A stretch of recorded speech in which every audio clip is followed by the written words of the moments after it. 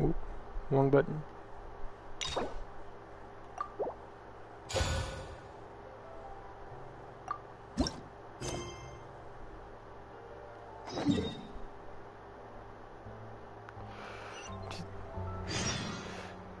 Wait, today gamers are doing the Clorinde story quest. I'm gonna claim this key first. Let's go.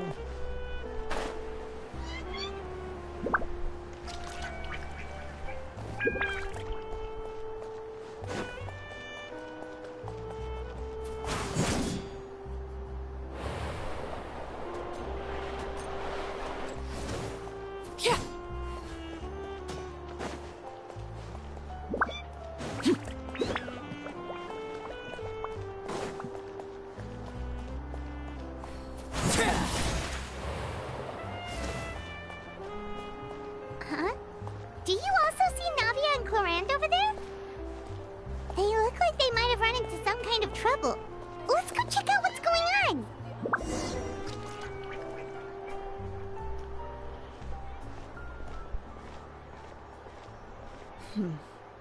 Still no dice?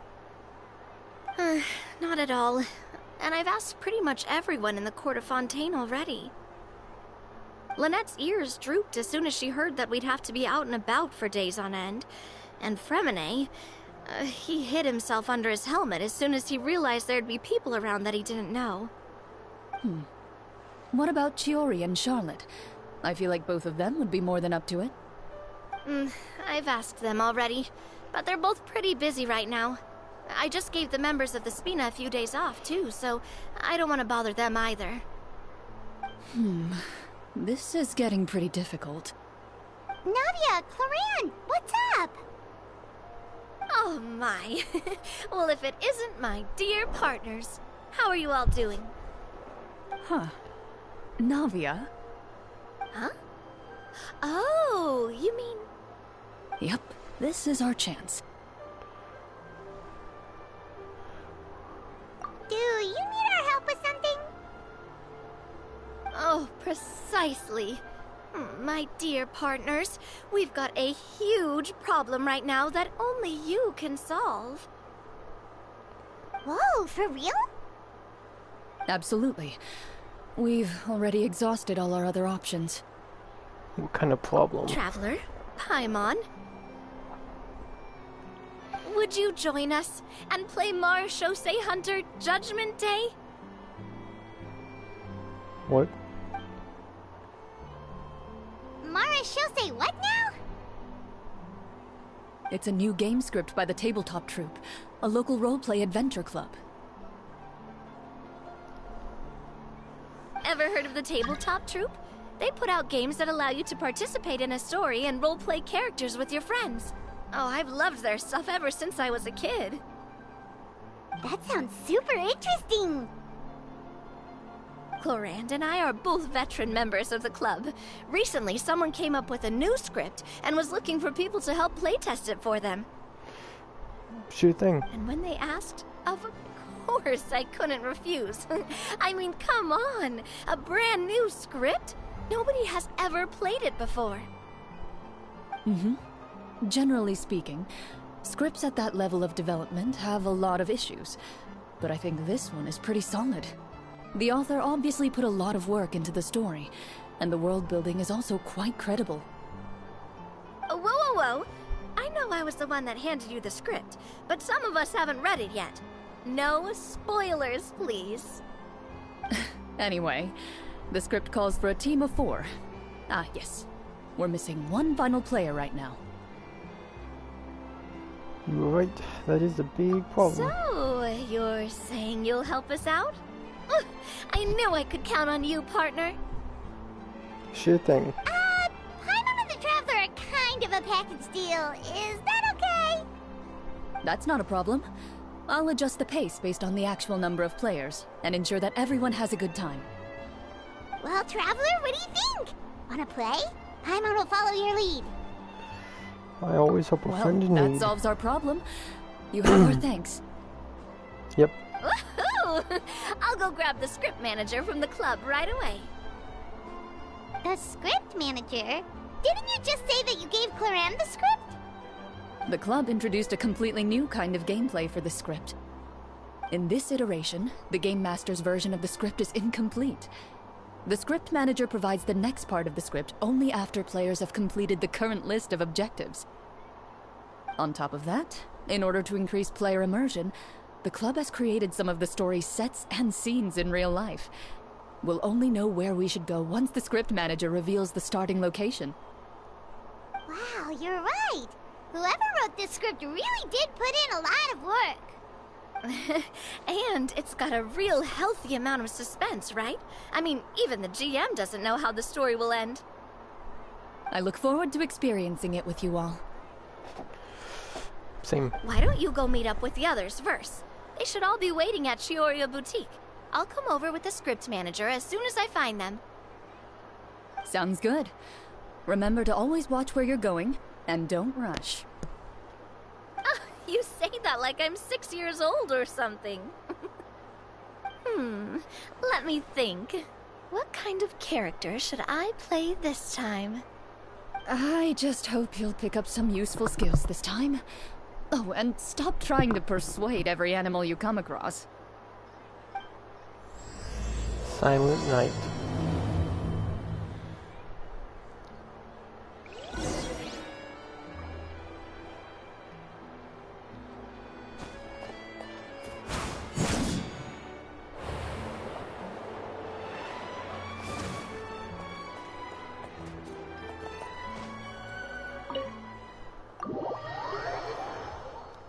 Chiorya Boutique.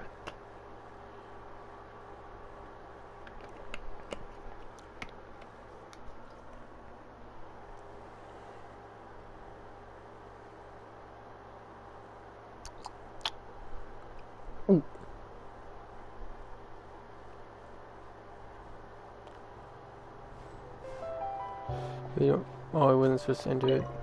It's awkward.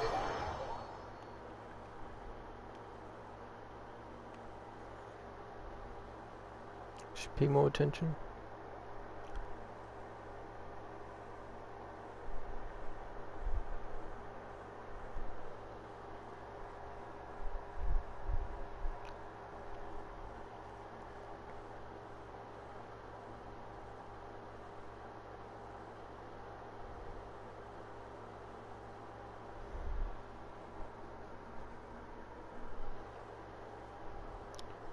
Am I supposed to go?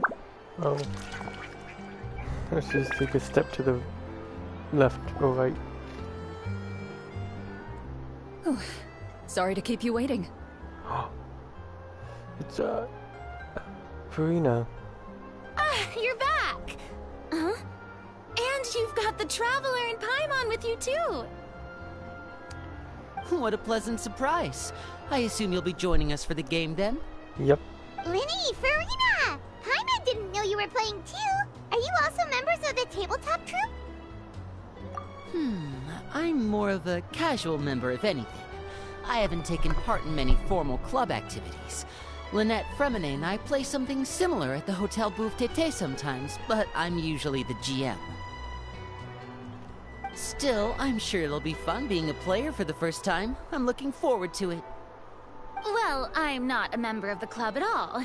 Clorinde simply woke me up first thing this morning, said there was a good script worth experiencing, and asked if I wanted in. If you're interested, I can give you a referral. That should give you a 40% discount on membership fees. I think I'll wait to see how this experience plays out first, especially when it comes to the quality of the script. If it's sufficiently fun, then I'll join. Trust me, with me here, it will be plenty fun. Do you participate in a lot of tabletop troupe activities, Clorinde? You could say that. She's actually one of the few senior game masters of the troupe. Ah, right. I knew about that even when she was still my subordinate. It's nothing. Really, just a small hobby of mine. Wow. Paimon's so used to seeing you be all upstanding and intimidating as the champion duelist. It's kind of hard to imagine you role-playing with a bunch of friends. Surely you jest. I would never intentionally make things difficult for my players. I maintain a clear boundary between my professional and personal lives. The me you see at court represents the law and order of Fontaine. I put all personal feelings to the side, and grant a fair duel to all who seek to defend their honor. But in my personal life, I'm just an ordinary person. Someone who feels anger and sadness, just like everyone else. Well, you say that, but for all the time I've known you, I don't think I've ever seen you cry. I've seen you get angry, sure, but now I'm wondering whether you were actually mad or if it just looked that way from the outside. I was probably in work mode during those times. Is that so? Well, in any case, I just feel like even in your personal life, you don't get emotional very often. So you want to see me cry? That might be a little difficult. A show of anger, though, that might be something I could accomplish. No, that's not what I meant. I love Farina.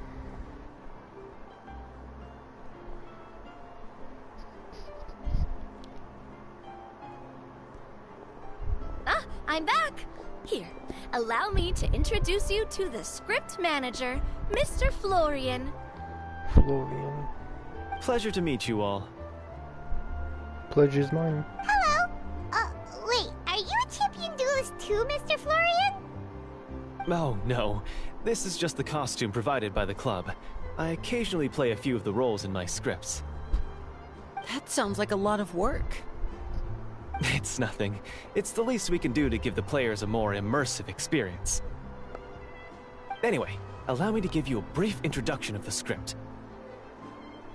This script was adapted from the real history of the Marachose Hunters. You all will play the role of hunters from a bygone era and resolve a series of events unfolding in the capital. Paimon's not super familiar with the history of the Marachose Hunters. Is that a problem? Oh, no problem at all. I can give you a brief rundown. So, basically, Marachose Hunters were people who dedicated themselves to hunting monsters and protecting the city by using a special swordsmanship technique passed down over generations. Okay. Their story can be traced back to the ancient Remurian dynasty, as well as the first hunter, Cassiodor. Cassiodor. But I'll leave the finer details for you to seek out and discover later. And I'll provide additional commentary as the story progresses. In that case, brave hunters, are you ready to set out on an unknown adventure? Yes, I am. Whoa, just one sentence and it's like we're in the story already! Aha, I see many a determined gaze before me. Very well, head over to this location and begin your heroic journey. Yes, sir. So, as we follow the story, it leads us to specific scenes? Ooh, sounds pretty innovative. What does the message in the envelope say? It's the exact location of the scene, as well as the formal permission to use the venue. Seems like they have everything prepared. Please check all your belongings, everyone, and make sure you haven't forgotten anything. Once you're ready, please follow me to the designated location. Sounds good. Hunter Squad, move out!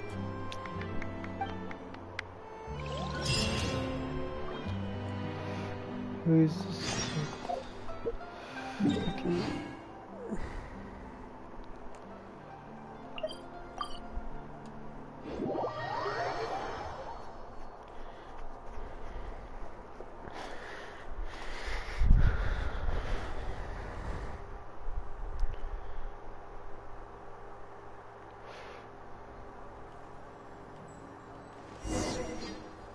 Continue heading over to the game menu.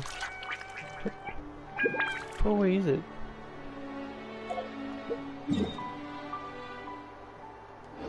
Oh, just from there.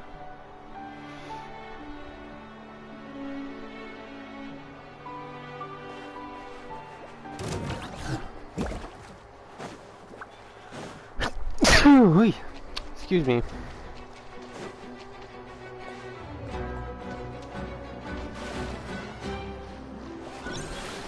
Hey, it's a game menu.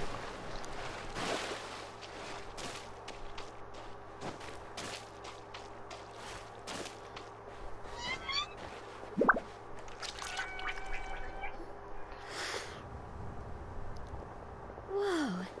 They really have thought of everything. Even the phaetometer is here and ready to go for us. The phaetometer. What's that? What is that? It's a card that's used to determine action success or failure. We'll need to use it when we try to use certain skills. And what about all the dessert and tea? Is that for us as well? That's what the message said. Oh, really? That's so nice. It feels just like a tea party with friends. It sure does. Those snacks have Paimon's name written all over them. I think you might be more of a snack hunter than a Marachose hunter, Paimon. Snack Hunter Paimon reported for duty. If there are delicious snacks to be found, Paimon will track down every last one. The desserts are great. But I'm still looking forward to the story more than anything. Very fair. Then, let us begin. Let's. First, please pick up the blank character cards in front of you and write down your name and profession. You can find an abbreviated version of the rules printed on the back of your character card. If you have any questions, feel free to ask me. In this story, everyone is a Marachose hunter. To reflect this, the club has prepared a small badge for everyone. Okay. Ooh, nice. As hunters, you have proficiency in swordsmanship and fighting by default, so there's no need to allocate any additional skill points to those areas. Swordsmanship? So there's a fighting part to all of this? Paimon's not sure she can do all that on her own. Maybe Paimon can just stick with you? Why don't you share a character card then? The Traveler will be the Marachose hunter, and you can be his little floating assistant. Huh. Kinda like in real life. So, for the name, do I fill it out with the name of my character? Yep. It can be any name you like. Any name? You can use your real name too if you want. I do that whenever I get too lazy to think of a new name. Oh, so it would be like experiencing a different life, but still as yourself. That's not a bad idea. In that case, I think I'll continue to use the name Linny then. Next up is the skill sheet. You have a limited amount of skill points that you can use to learn a number of skills. The more points you invest in a particular skill, the easier it will be to pass associated checks. Okay. I'll take persuasion and investigation. Those are must-haves when it comes to missions like these. Oh, those skills sound like they'd be useful for gathering intelligence. Good idea, Navia. Just as expected of a veteran player. So should we also take those skills then? Not necessarily. Since we're working together as a team, we could leave the negotiations to Navia and use our skill points to pick up other useful skills. Yes.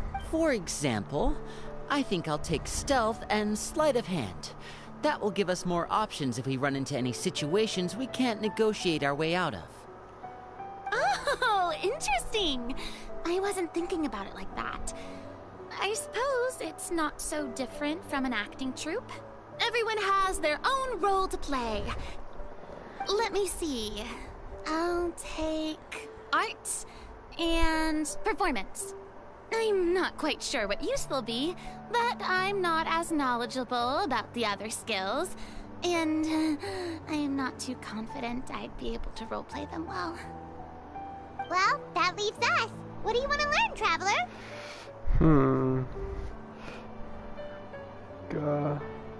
Cooking. Gotta say, this suits you really well. Nothing boosts morale like good food. Shoot.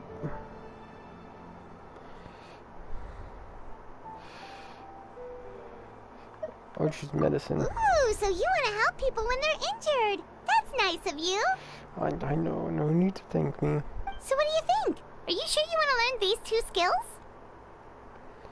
Yep, I'm sure. Let's see. Oh, looks like you each have enough points to choose one final skill. You've all picked such classic skills. It's fine to go a little bit out of the box, you know. Why do I get the feeling she's getting ready to cause trouble? For example, this one here. Summon. Doesn't it sound super mysterious and cool? Oh, I saw that one just now as well. The description says, this skill can be used under certain circumstances to summon characters or creatures that fit the script's world-building rules. The script's world-building rules, huh? But how are we supposed to know what a Marashose hunter can summon? Oh, that's not for us to worry about, my friend. Just learn the skills that interest you, and the GM will take care of the rest. Alright, you've convinced Paimon. Let's learn summon then. Paimon can't wait to see what kind of thing shows up. Well, now that everyone's more or less finished creating their characters, we can begin. Since 2 of our players are doing this for the first time, though, let me ask. Would you like to play on easy mode or authentic mode? Authentic. What's the difference between the 2? Well, in role-playing games, the story sometimes changes based on the decisions of the players and the results of the Fatometer. For example, if you fail a check, that means you cannot use the target skill in that scenario. A critical failure may even result in further negative consequences. If you choose to play in authentic mode, every time you elect to use a skill, you'll need to use the Fatometer to see whether you succeed or fail, and face any consequences that may follow. If you choose easy mode instead, every check will be successful by default, and you won't have to worry about luck playing a factor. Okay. 1 to 20. Yada yada. Given that I'd like to focus on the story, I suppose I should pick easy mode. I'd feel bad if I brought the team down by failing my checks. Huh? Oh, come on. Don't worry about that. RNG is the lifeblood of role-playing games. I'm going with authentic mode for sure. Never knowing what you might have to overcome. Ugh, doesn't that sound exciting? I'd rather be mentally prepared for what might happen. All right, then I'll mark down Farina for easy mode. All her checks will be successful by default. As usual, Navia and Linny will play on authentic mode.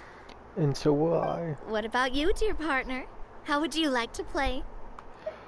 I'd like to Are you pick sure? authentic. Yeah. Trust me, you'll see the beauty of RNG. I'm pretty lucky. Honestly, I don't think Clorinde would make things too difficult for us no matter what the Fatometer says. Isn't that right, Clorinde? We'll see. No promises. Exactly. That wasn't super reassuring. Well, anyway, enough talk. Let's get started. I want to experience at least a good chunk of the story today. Speaking of the story, why is the beginning scene on a beach? Well, that's because... a long time ago, back when human civilization was still in its infancy, powerful demons and evil sorcerers ruled over the land. They created a host of monsters and sent them to slaughter all humans in existence. Soon, a group of human rebels banded together. With their swords raised, they swore to brave the darkness, and in doing so, subdue each and every monster that sought their destruction. They became known as the Marashose Hunters.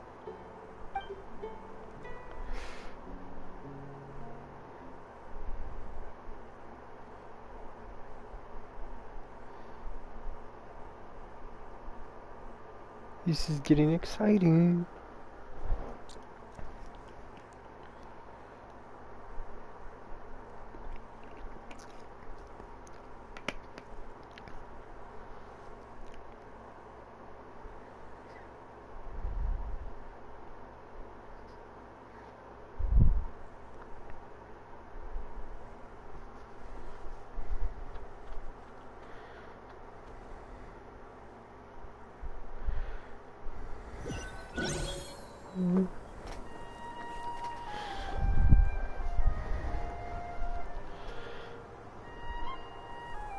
Sometime later, as a member of the Marechaussee Hunters, you receive a commission.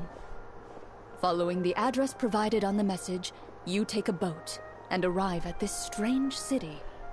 Is it Mondstadt? As you inhale, you can taste the slightly salty air of the docks as you begin to survey your surroundings. There aren't many people in the vicinity, but you do take note of a few others who, like you, seem to be sizing up this place. Your eyes meet, and you realize these people are fellow Marechaussee hunters, likely led to this location after receiving the same commission as you.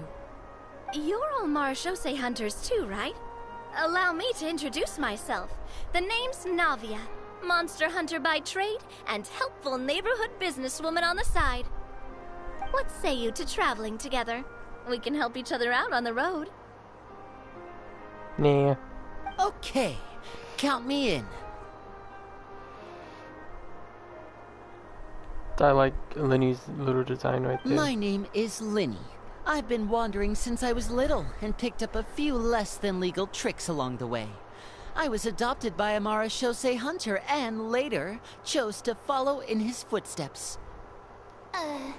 Is this where you introduce your character to everyone? It sounds like they've done this dozens of times. My name is Farina, and, I grew up in a noble family. I always had a strong interest in performance and the arts. Even though I'm a Marechaussee hunter, what I really want is to be a performing artiste. Hey, that's really cool. You can do it, Farina. That's exactly how it's done. Paimon is Paimon, a good friend and companion to this Marechaussee hunter right here.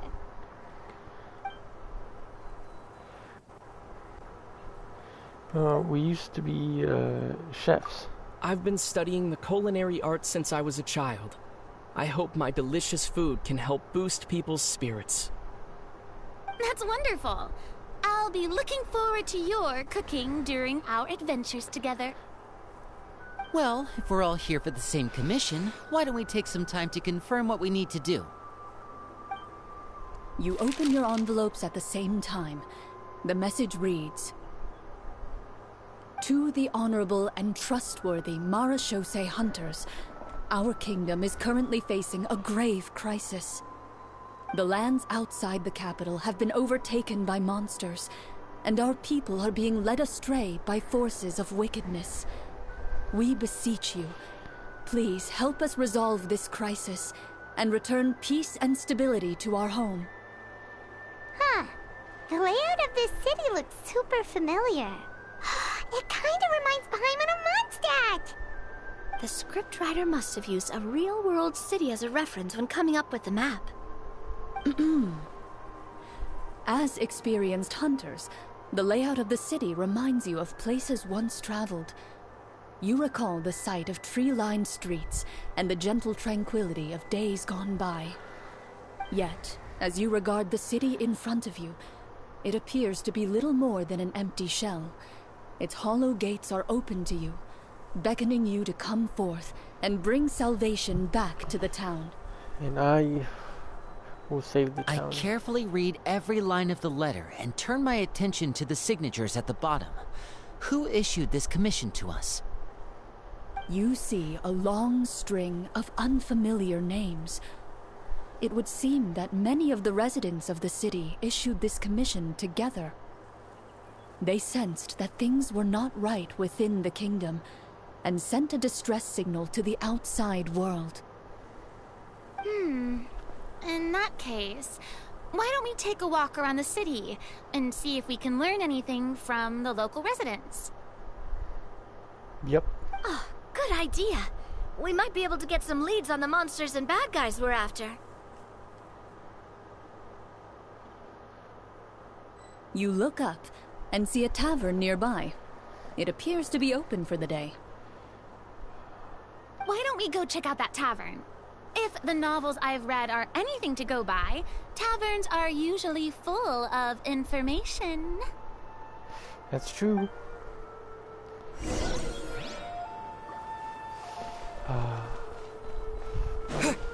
As you approach the tavern, you find a plainly dressed woman standing nearby.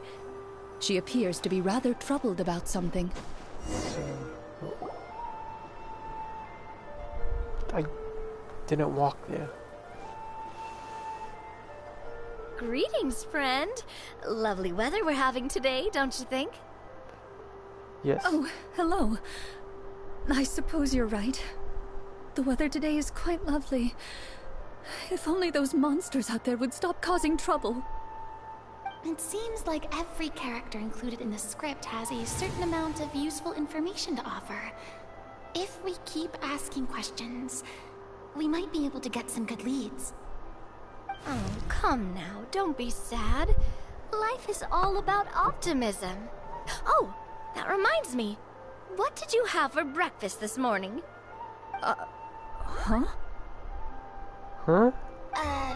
I don't think that's the kind of question we're supposed to ask.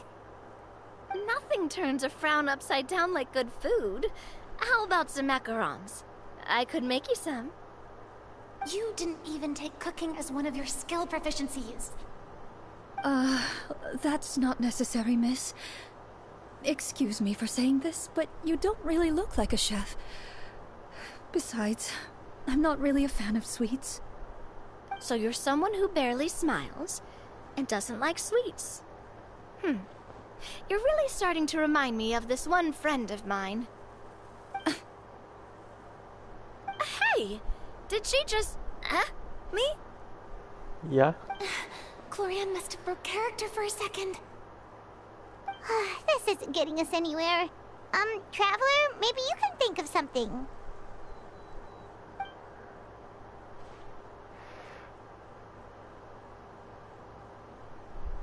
How about I cook something? Are you sure? Positive. In that case, please refer to the fatometer. I need an 8. Come on, lucky number 8. Yes! Just too good at this game. Whoa, it was a success! Would you expect anything else? You remain silent as you prepare a pot and fire to use for cooking. The woman stares at you with her mouth agape as you skillfully cut the ingredients and toss them into the pot. After some time, a rich aroma begins to fill the air. Even a passing cat can't help but stop in its tracks and look up in anticipation. It's a loud cat. Please have some food. Who knows, maybe you'll feel better after eating something delicious. Whoa, that's amazing. Indeed. Wait. So as long as you pass the check, you can pretty much do anything? And it won't be seen as absurd? Nope. Oh, thank you. You were right. This food really did make me feel better. So, what had you so worried earlier? Could you tell us a bit more about it? Okay, let me fill you in. A horde of monsters suddenly appeared near the capital recently, so all the guards were dispatched to fight them. Do you remember when those monsters appeared? I'm not completely sure. All I know is that my husband was dispatched to fight them 3 days ago. Do you know where he was sent? It all happened so fast. When we said our goodbyes, he couldn't even tell me where they were sending him. Womp womp. You have our thanks, friend. We'll find and defeat those monsters as soon as possible. We sincerely hope your husband will be able to return to your side soon. Oh, thank you. Don't worry. We'll find him. Just try to remain optimistic and wait for good news. Exactly. We don't always get to choose what happens to us. But we do get to choose the little things like what we eat and how we respond to the things life throws our way. I hope that one day, you too will recognize the power of something as small and inconsequential as a delicious dessert. I'll do my best. You bid farewell to the woman, and continue your journey further into the city. To resurrection.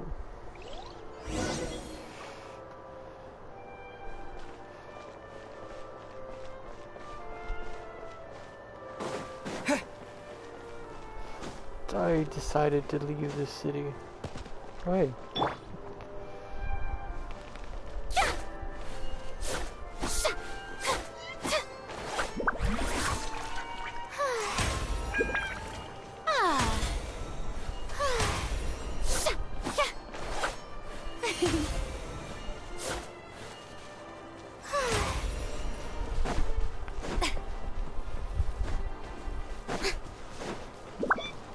It doesn't seem like there's any information to be gained from the area up ahead. You conclude that this area is Yada yada. Quit your yapping. Why is that locked? Whatever.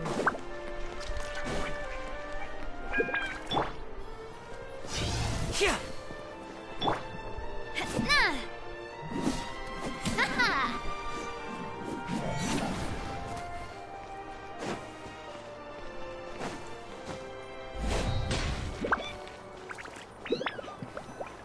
As you venture further into the city, the streets appear largely empty. An elderly woman walks past. You see her shake her head as she puts away her wrinkled wallet. A nearby merchant folds his arms and gives you a disdainful look. You get the impression that he's someone who has long gotten used to the sight before him.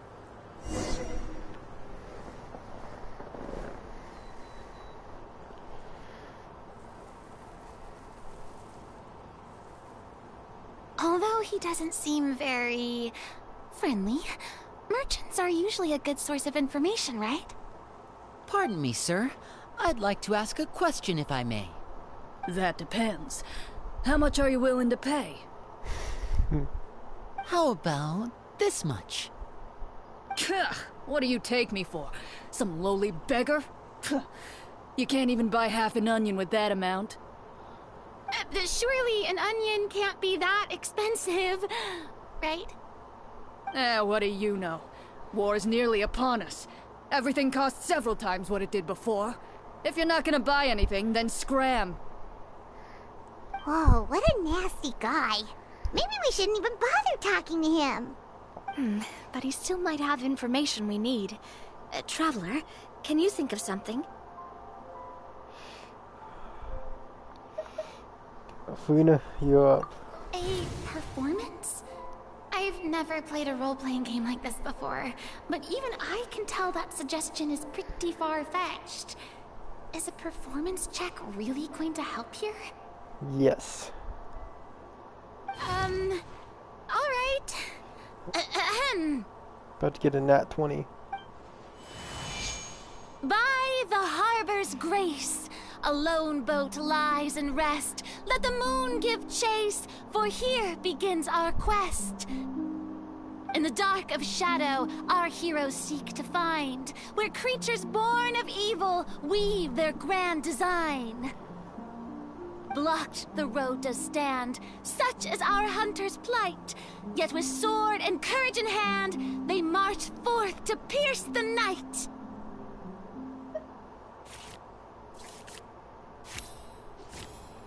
Let's go. Oh yeah, that's because it's easy mode. I don't recall asking for a bardic song.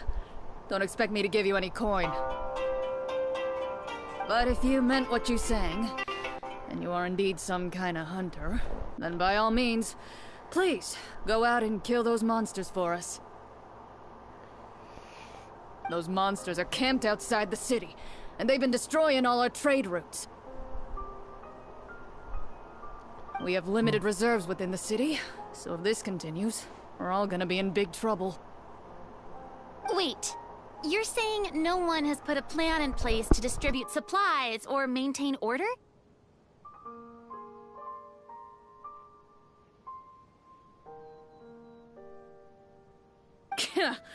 We could all starve and those nobles in the palace wouldn't even break a sweat.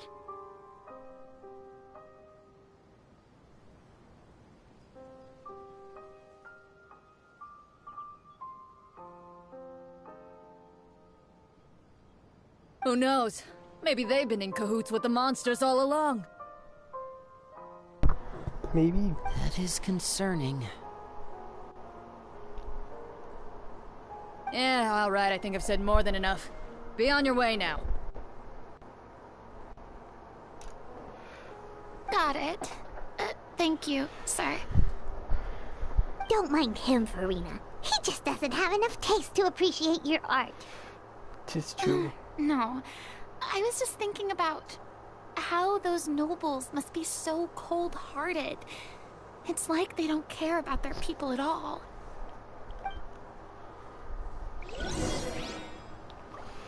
Should we try to go somewhere with more people?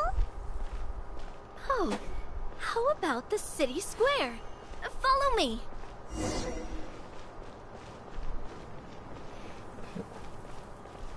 What happened to Catherine?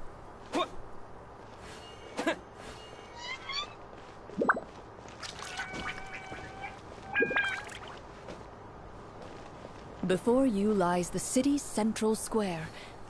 You see a man with a slightly anxious look on his face, pacing back and forth, his head hanging low. What happened to the fountain? He doesn't seem to notice your approach. Still immersed in his own thoughts, he shakes his head and lets out a long sigh. This guy seems promising enough. Maybe I can get some information out of him. Hello, sir. Is there anything I can do to help you? Duh. Wait, you're... I'm... Oh, dear goodness! You're a Marashose hunter! Yes, I am. You recognize us? Ah, are you one of the people who wrote the commission letter? Yes, yes! Oh, I didn't expect you to actually come. Oh, what great news! The city is saved! You don't know that. What happened here? Alas, we once lived comfortable, carefree lives. This city used to be free of monsters. The first Marashose hunter, Casiodor, the Golden Hunter, he was the one who drove them back. However, monsters have once again surrounded the city. Perhaps the seal that kept them at bay has lost its power. Or perhaps an evil sorcerer has been meddling in our affairs. All I know for sure is that their return has stripped this city of any chance at peace. Are there not enough soldiers to drive them out? It's not a question of numbers. The guards simply have no idea how to deal with them. Most people my age have never even seen one of the monsters, much less been trained to fight against them. What's worse, many of us don't even know the history of the Marashose hunters anymore. When I was a child, though, my grandfather would tell me stories about how the Marashose hunters drove back the monsters. So, on the off chance that something might come of it, I decided to reach out to you. To be perfectly honest, I was starting to think all those stories were just tall tales. But now that I've seen you in person, I finally know that it was true! Well, you can rest easy, friend. The righteous and formidable Marashose hunters are on the case. The man is touched by your determination and resolve. His eyes begin to well with tears of relief. Still, if we are going to hunt the monsters, we need to know where to find them. Can you give us any leads? All I know is that the area outside the city is dangerous. I'm afraid I can't point you toward a specific location. Oh, although, if you leave the capital through the main gate and follow the road, you should run into a group of guards. They might know more about where to find the monsters. I see. We'll go look for them then. All right, be careful. Oh, and one last thing. The monsters outside the city are just part of the problem.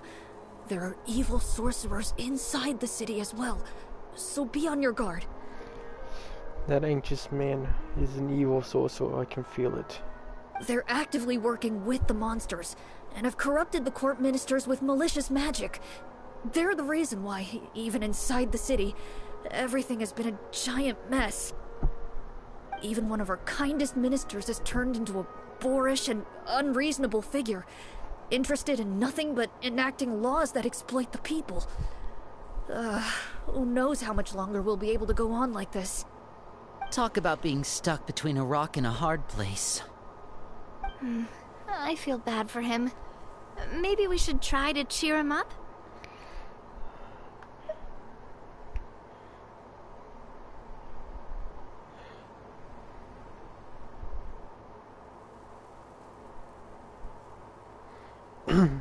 Fina, sing the song.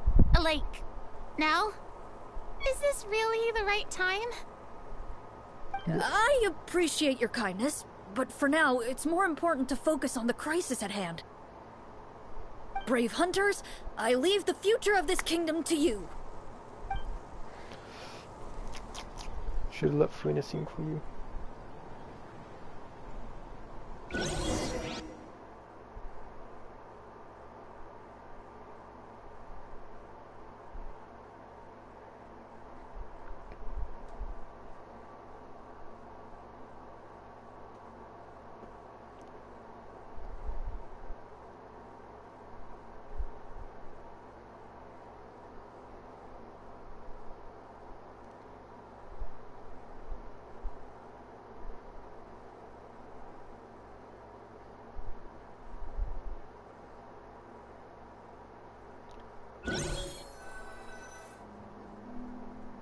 If I understood correctly, there are currently 2 problems in the kingdom that need solving, right?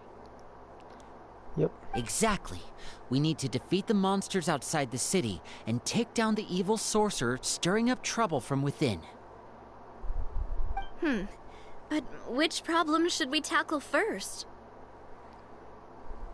Well, this seems like a good moment for a break. Take some time and discuss what you want to do. Let me know when you've made your decision. I really didn't expect the people in the city to keep us at arm's length like that. I totally thought the hunters would be treated like heroes. Well, Clorinde said the script took cues from the real history of Fontaine, right? Maybe the real-life Marushosei hunters were also treated like that. I wouldn't say it's a perfect representation of history, but there are definitely some similarities. Would you like to hear more about it? Sure. As long as it doesn't spoil anything in the script. You brought up bits and pieces of the hunter's history before, but it was all in passing. Paimon wants to know too! The hunters were super powerful, right? Were they all from a special line of supernatural beings or something? Kinda like the yokai in Inazuma? No. All Marushosei hunters were ordinary mortal fighters. The only thing that set them apart were the special sword techniques passed down over the centuries. Huh? So you mean anyone could become a Marushosei hunter? Yes. In theory, yes. All you would need to do is survive the rigorous training and master the swordsmanship techniques required to fight the monsters.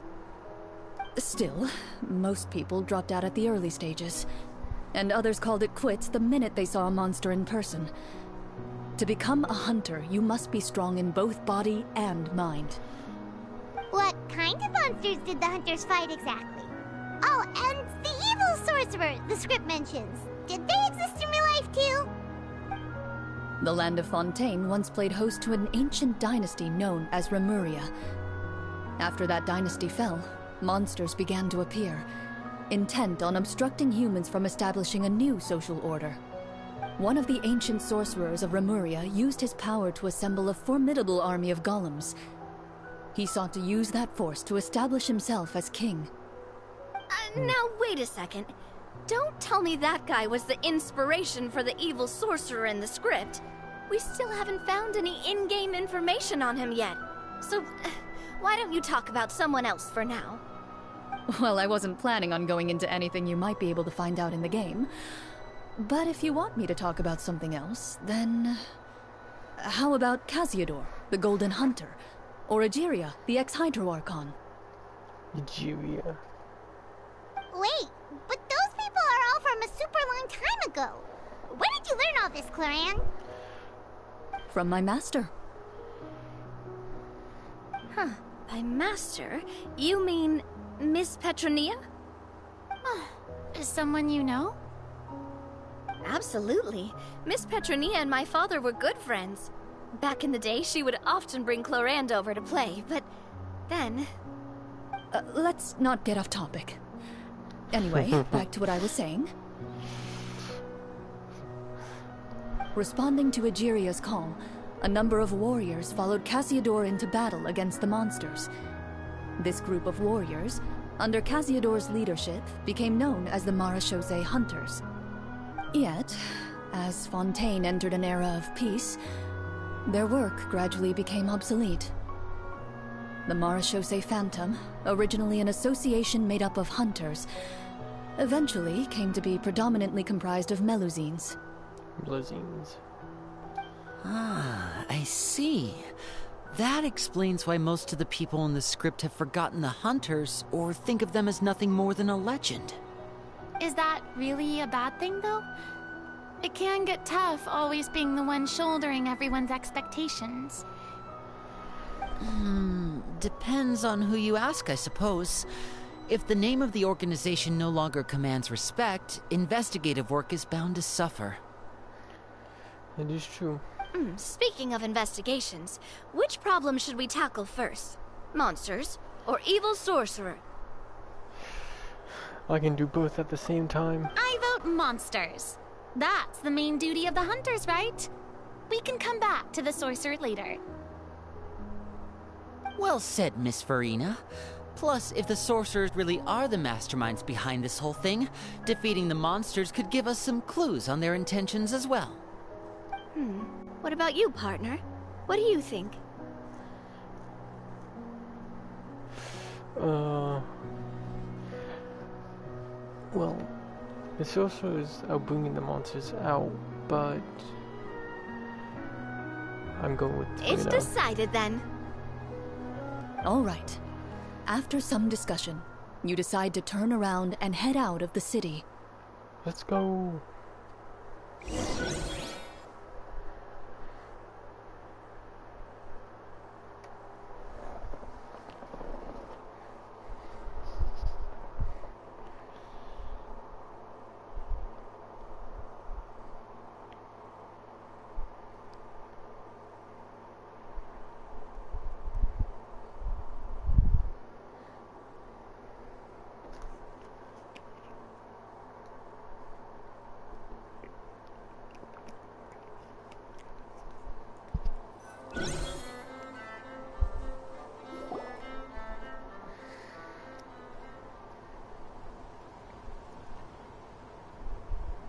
Let's take a look around, like that guy said. You there! Outsiders, halt! What? Who's there? An armored man approaches you. He has a tall, muscular build and a determined expression in his eyes. Just one look, and you can tell he's fought in his fair share of battles. He's not that muscular. Although he's trying his best to conceal his current state, his uneven gait and the sweat dripping down his forehead make it obvious that he's been wounded and is in serious pain. I'm the captain of the guard. I saw you sneaking around the city earlier, so I'll only ask this once. State your purpose, or it's off to the dungeons for the lot of you. A lot to you. Wow, it's been a while since someone's been this suspicious of us. I said talk, not whisper between yourselves. Have you ever heard of the Marechaussee Hunters? Marechaussee Hunters? Ha! That fairy tale, you mean? What, you expect me to believe you're one of them?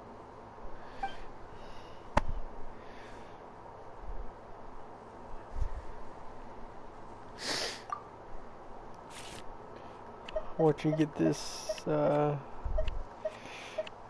20. Ah. Navi, it's up to you.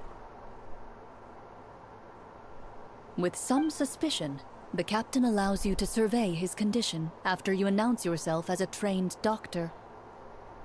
Unfortunately, you're unable to adequately assess the source of his injury, much less come up with a way to relieve his pain.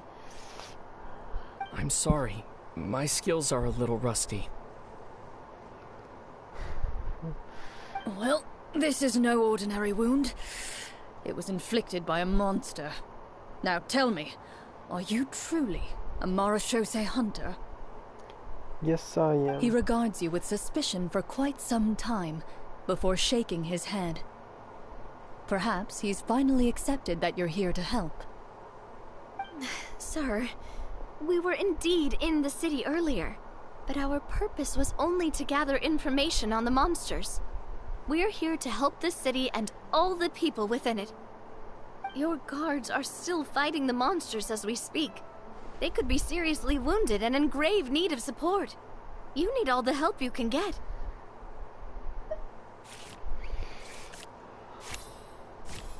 Nat 20. The man regards you with doubt and concern. After a period of inner struggle, he lets out a long sigh and informs you of the locations where the monsters have appeared. Some of our new recruits have never even dealt with a petty thief, and now they're out there fighting monsters. If it weren't for this cursed leg. Oh, please, sir. Don't get too worked up. You need to focus on your recovery. Just leave the monsters to us. We're Marachose hunters, after all. Hearing you say that, a glimmer of hope flashes in his eyes. But it disappears almost as quickly as it came. Those monsters aren't easy to deal with. But if you insist on going, I won't stop you either. I just hope all the guards will be able to come back to their families alive. I wish you the best of luck. Based on what the captain said, the monster should be right up ahead. Let's go. Hopefully we're not too late. As you approach the battlefield, you see numerous people lying by the side of the road. They appear to be dressed like guards. Their faces are filled with desperation and terror. Some are screaming and cursing in vain, as if still trying to banish the monstrosities they saw from their minds.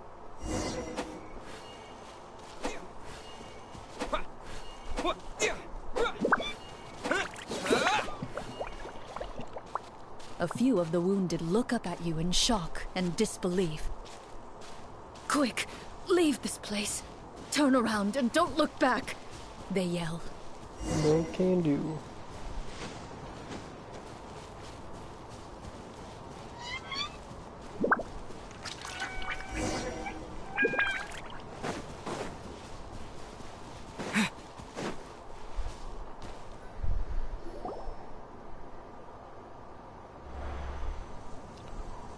Smoking.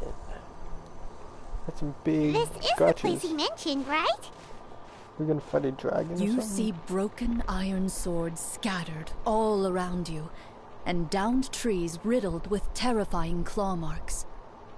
All the signs point to one thing. A truly devastating battle just took place here. I can tell. Be on your guard, everyone. The monsters might still be around. Before you can finish your sentence, you hear rustling sounds from the surrounding bushes. The monsters have emerged. They close in on you without fear. You get the impression that, in their bloodthirsty eyes, you're just another meal for them to devour. A little help here! This thing wants to eat Paimon! Your battle round begins now.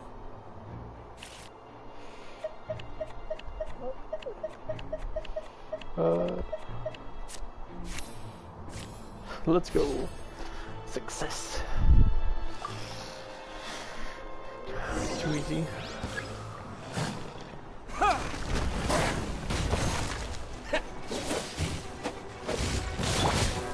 Let the world come alive!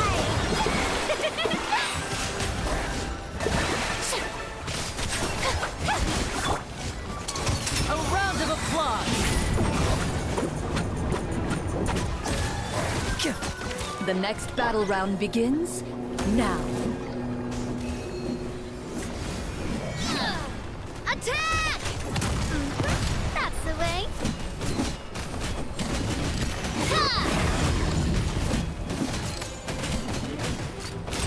Coming at you. Too easy.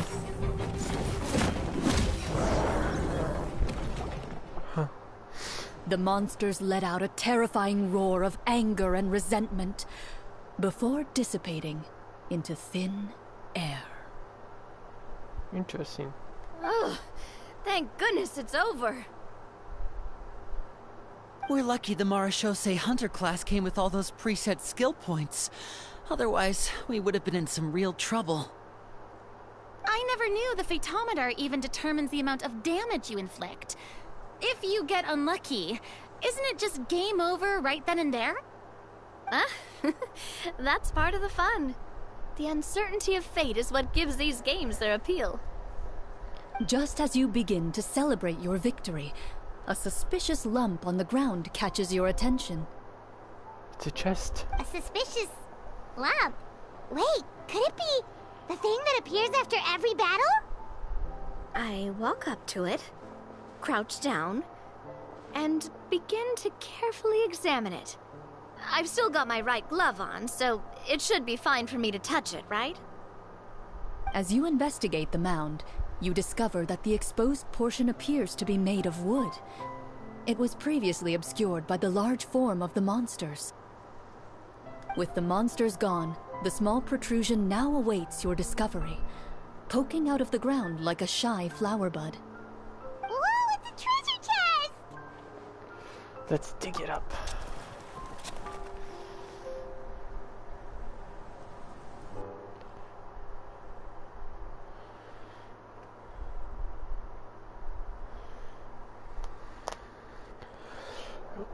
Give me those 2 Primo Gems.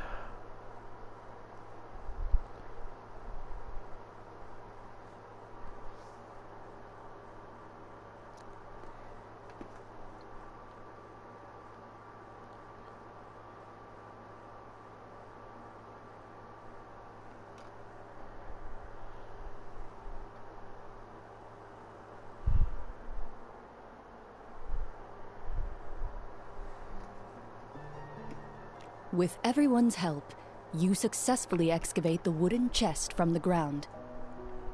Even without opening it, you can tell from the mora and jewels scattered around the chest that it must contain quite the fortune. That's huge. Makes sense. We worked hard for this. Let's open it and we can share what's inside. Oh, I can keep it for myself. I can understand your excitement, Paimon, but think about it. Doesn't it seem like there are people out there who need this treasure more than us? I mean... Yeah. Think about all the people suffering in the capital. Or all those guards who got hurt fighting the monsters. Wouldn't it be better if we gave the treasure to them? Nah.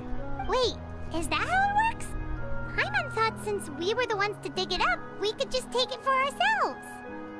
Well, let's put it this way. Any decision you make during a role-playing game can impact the future course of the story. But would the people really believe us? It's hard enough for us to prove we're Marshose hunters. What if they think we procured the treasure illegally? They might get even more suspicious of us. That's definitely something we should consider. Maybe we can come up with an explanation in advance. Well, if donating it could cause that much trouble, why don't we use it to buy some gear and fill up on good food? Then we'll be ready to fight even more bad guys. Looks like you're facing a difficult choice once again. Well, it's getting late. Why don't we call it a day for now? Wow, where did the time go? I'm not sure if it's because I'm having so much fun with you all, or because the story is particularly enticing, but I feel like I could almost keep going. Here, here. Ooh, how about we play through the night? I'm not sure I'll have enough energy for that. Yeah, that won't work for me either. Lynette will give me an earful if I get home too late. I understand how you feel, Navia, but we have to change venues for the next part of the story anyway. Huh? Another location? Indeed. There's a special note for the GM at the end of this section that says to proceed to an indoor set for the next part of the script. Whoa, they really pulled out all the stops for this new script. Well, even if we end the game for the day, we can still stay a little longer and hear Clorinde finish her story, right? Paimon wants to hear more about the history of the Hunters. Something tells me you just want to finish the free desserts before we break for the day. That's just a coincidence, okay? Besides, to Paimon, not finishing free food feels even worse than having to buy her own. That's true. And anyway, Paimon really does want to hear more about Clorinde's master. Well, It's nothing. I appreciate the concern, but it's all in the past. It won't do any harm to share these things now.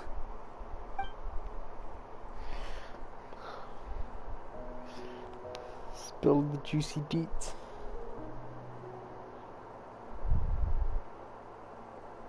My earliest memories are of living with Master. According to her, she saved me from certain people of ill repute. My birth parents had left me behind some time before that. what a heavy beginning for a life story. Master was a fascinating individual. If inexperienced in the ways of raising children, my first ever toy was a short sword. Although I suppose it wasn't so much a toy as something Master removed from her waist and handed to a noisy child in need of distraction. Oh, wait, so she handed an actual sword to a child? Isn't that dangerous? Did you hurt yourself? Nah, you're overreacting. Of course I did. I cut my palm and bled quite a lot. But Master was not concerned. She just stood there and casually lectured me about it. See, that's what you get for not holding the sword properly, she told me. She then crouched down next to me and said, "Give me your hand. I'll teach you to bandage this wound. After that, it's time to learn how to truly hold a blade." Excuse me for asking this, Clorinde, but how old were you exactly when all this happened? Probably around, 3, give or take. 3? Isn't that when most kids are still struggling to hold a fork? As I said, Master was rather inexperienced in the ways of raising children. She believed trial and error was the best way to teach a child what they're capable of. Sound a bad way? I'm not so sure this is a question of experience. I didn't see anything wrong with her ways at the time. And anyway, children don't get to choose how they're raised. Oh, she did bring me back a pet from Liyue once. It was a Geovishap hatchling. That's nice. A Geovishap hatchling? For a pet? That seems even more dangerous.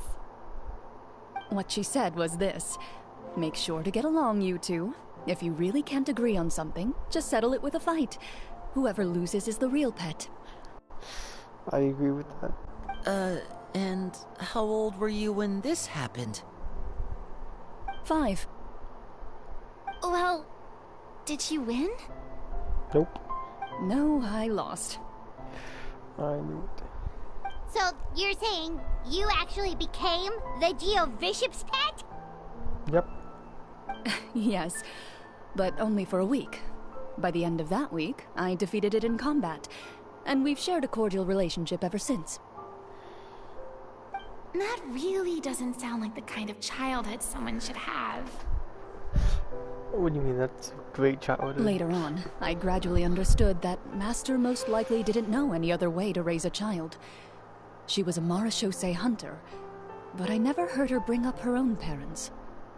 Thanks to her, I learned how to navigate the forest by the age of 6, and could hunt monsters in the wild by myself the year after that. Even though the training she subjected me to was strict, she always made sure to take me traveling when she had the time. We met many of her friends during those days. That was also how I met Mr. Callis and his family. I still remember the first time we met. You were too scared to join our picnic and hid behind Ms. Petronia the whole time. I still hadn't really met many children my age at that time, so I didn't know how to interact with others. After that, though, you started coming over a lot. You loved challenging people to shooting competitions, remember? I don't think many members of the Spina ever beat you in one of those. I had a lot of fun during those days. I enjoyed them too.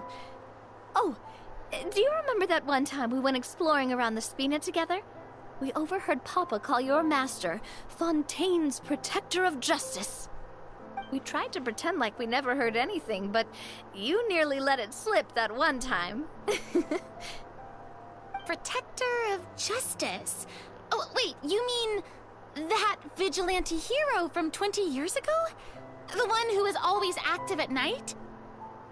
Yep, that would be her. She often would put on a black cloak and go out at night. I never knew where she went or what she was doing. Until, like Navia said, we overheard the truth from Mr. Callis that night. 20 years ago, huh? I still remember the guards leaving all kinds of witness reports about her on Nervalette's desk. My apologies. Oh, there's no need to apologize. You had nothing to do with it. And anyway, everything she did was for a good cause. Although, calling herself the Protector of Order was a bit much. Especially when she deliberately operated outside the law. Huh? When did the Protector of Justice become the Protector of Order? Oh, she had a bunch of code names. I heard she would just come up with a name on the spot whenever she was asked. Later on, she probably got sick of answering those questions and decided to stick to just two.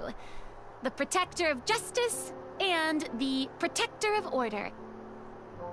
That sounds like her, all right. I bet she forgot which of the two she'd use by the time she got back each night. Well, she certainly sounds like a fascinating individual. With her strong sense of justice, it's no surprise her student followed in her footsteps. It's true. I always wanted to become like her. Someone powerful, independent, and with a strong sense of conviction. But... She died. She suddenly disappeared the night I turned 10 years old. Disappeared? What happened? I have no idea. She didn't even leave a note. I was never able to find out where she went. Womp womp. That night, I was celebrating my birthday at Navia's house. But Master never came to pick me up. When I returned home on my own, it was to an empty house. When she still didn't appear after a few days, I went to Mr. Callis's house to ask about her whereabouts. But he only shook his head. Papa probably didn't know either. I know he sent a few people to investigate the matter in secret, but they never found any credible leads. Don't worry, I understand. To be perfectly honest, given Master's personality and way of doing things, it all made a lot of sense. Just like how, when a litter of kittens reaches a certain age, the mother willingly leaves them behind. Were you upset, Clorinde? I was at first, but not anymore. I don't believe Master would suddenly disappear for no reason. There must have been something she just had to do. Well, despite everything, you still managed to follow in her footsteps and become the greatest champion duelist in all of Fontaine. You're practically a living symbol of law and justice. I suspect my position would be far too by the books for her. Master always did whatever she pleased, But you're right. I suppose I do take after her in some ways. Who knew Clorinde had such an interesting past? I never had the chance to ask her about it before. I wonder if Clorinde's master were the champion duelist back then. Would that duel against Mr. Callus have gone differently? Oh no. Judging by the atmosphere, Clorinde and Navi are probably thinking something similar. The mood just got super awkward all of a sudden. Well, anyway. Would you look at the time? It's getting dark, so we should probably call it a day for real this time. If we keep talking like this, we really will be here all night. I had a great time today, Miss Clorinde. Thank you for being our GM. Anytime. The script was good, but I've got to say, your childhood stories were even better. Hey, you should tell us more about that fight against the Geo-Bishop sometime. Maybe your master was onto something. You could be right. What does she mean, onto something? I certainly don't know any 5-year-olds who want to fight a bishop in their spare time. Guess I'll head back as well. I need to save my energy if I want to continue enjoying the story tomorrow. You're that excited to hear about my fight with the bishop? I was talking about the script. I'm excited to hear the story of the bishop.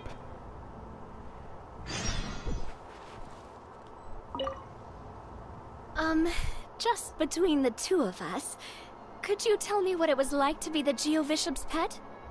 It was nothing special, really. Geo-Bishops don't understand the concept of a pet. So, basically, it just headbutted me whenever I entered its territory. And that hurt? Yeah, it hurt. What, something you want to experience for yourself?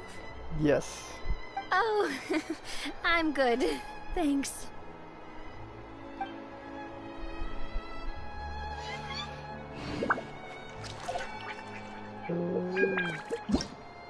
Wrong button.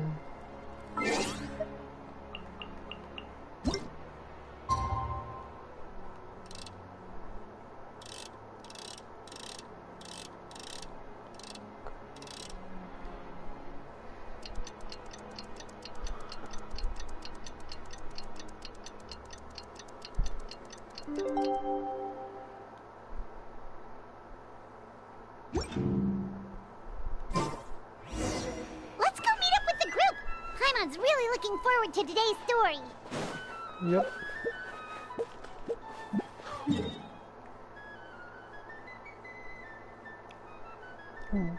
Didn't expect to be all the way out here. Out in the boonies.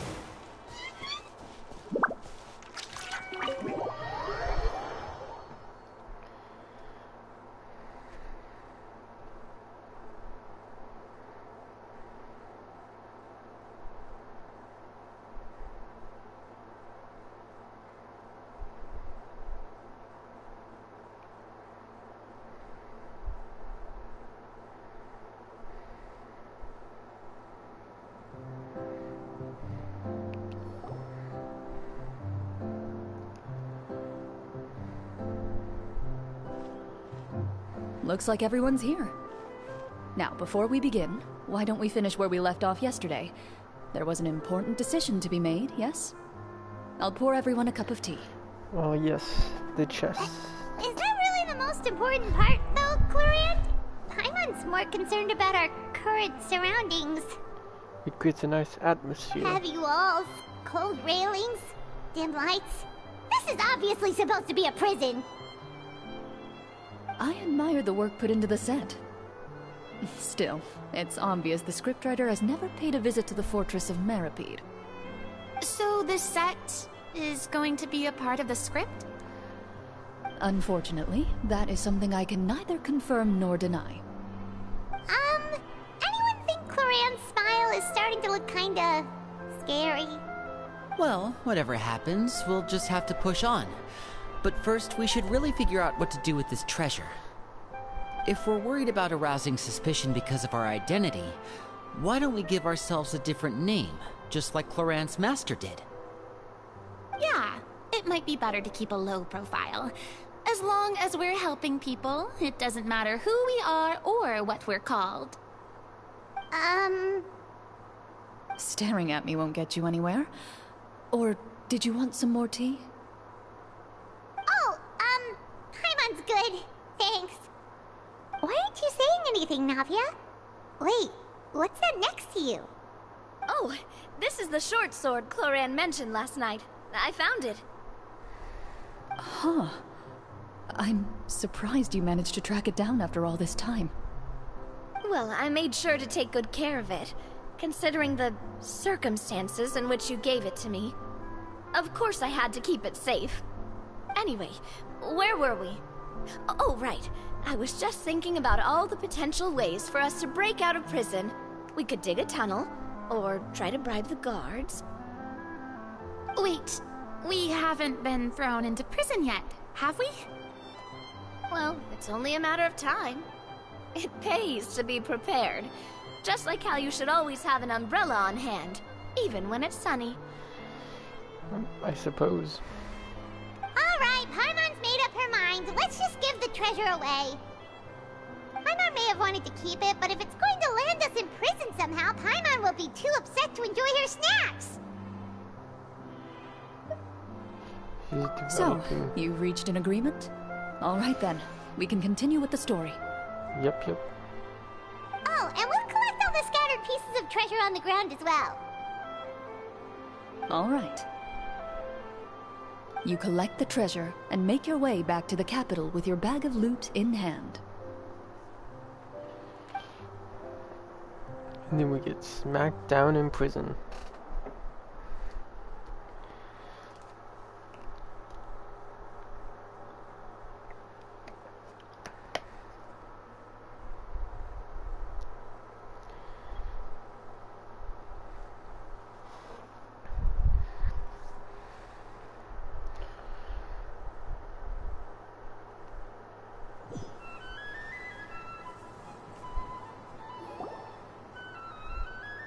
The city is still shrouded in a gloomy, oppressive atmosphere, but your spirits are surprisingly high. In places where sunlight struggles to reach, you generously share your wealth with the children, the elderly, and the poor in urgent need of help. And then we cause inflation. Thank you, kind soul.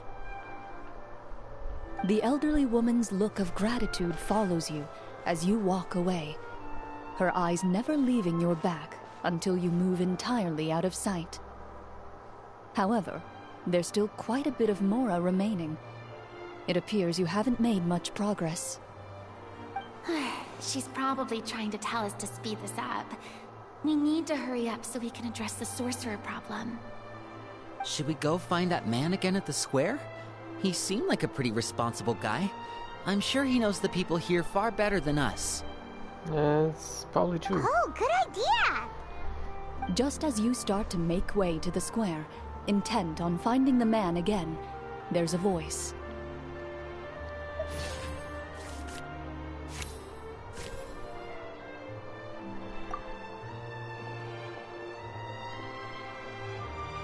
Please wait, distinguished guests. Several strange guards suddenly call out to you. They run forward to meet you and proceed to politely pay their respects. Greetings, gentlemen. Are we being invited for afternoon tea? Surely you jest, my lady. That would not be our place. It is His Excellency the King who requests to meet with you. Please come with us. Sure thing.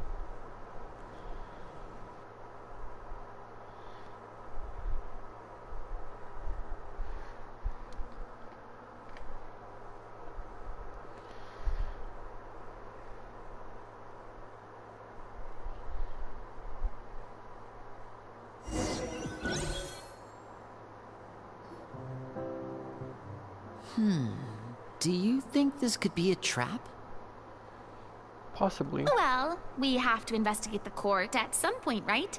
Meeting the king himself would be a fantastic opportunity to do that. I say we go for it. If something happens, we'll just turn the whole place upside down. That sounds a little intense. After a quick discussion, you nod to the guards and agree to follow. They lead you all the way to the audience hall of the palace. Gilded tables line both sides of the hall. The space itself is adorned with all manner of expensive antiques, glass shelves, and silver candlesticks. The items appear quite ordinary in size and dimension, yet their presence somehow makes the emptiness of the hall feel even more surreal and ominous. Wow, it's so luxurious! The elderly king, clad in a magnificent robe, sits upon the deep crimson throne before you. He wears above his head a majestic crown, with a gemstone the size of a bird's egg set right at the very front. As you observe it, you see a complex pattern of light reflect off its surface. They're here, Your Majesty. A man dressed in dark clothes, likely a minister, shields his mouth with his hands and bends down to whisper a few words to the king. I wouldn't really call that dark clothes. After a moment, he lowers his hands and stands back up. His gaze shifts to fixate on your group, but he does not move from his place at the king's side. The king does not appear entirely aware of his surroundings. The man by his side, though. We should keep a close eye on him. The king remains still and says nothing. The minister is the one who speaks. Esteemed guests, allow me to thank you for coming to our faraway kingdom. Unfortunately, His Majesty the King finds himself quite exhausted from work. So please allow me, his Prime Minister, to welcome you in his stead. I've heard tell that your group, the Marechaussee Hunters, used your exceptional ability with the sword to repel the monsters near the capital. Such a great deed deserves to be rewarded. Indeed it does. However, seeing that I was not fortunate enough to observe such a feat with my own eyes, you'll forgive me for seeking to verify the truth by speaking to you myself. Well, we've got nothing to hide. You brought us here to talk, right? So we'll just explain what happened.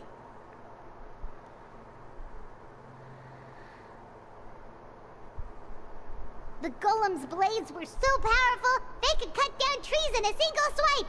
It took a lot of effort to defeat them, even for trained swordsmen like us. Well, that was enough details, right? Believe us now? Your account does indeed match those of the survivors. Since you were the ones who defeated the monsters, that must mean you are also in possession of the treasure they stole? Well, we did take the treasure, but... How did he know about the treasure? It is interesting. He's a witch. Then I must ask that you return it at once. It belongs to the kingdom. Wait, but didn't you just say that our great deed deserved a reward? Shouldn't the treasure be considered a part of that? Yes, that was indeed what I said. But you seem to have forgotten a very important distinction. Only that which is freely given by the king can be considered a reward. Taking the rightful wealth of a kingdom without said permission, on the other hand, is a crime. But that's completely unreasonable. Yeah, that makes no sense! If it weren't for us, the treasure would still be buried underground somewhere! Maybe so, yet the fact remains. You tried to dispose of the treasure without reporting it to the court and without receiving permission, yes?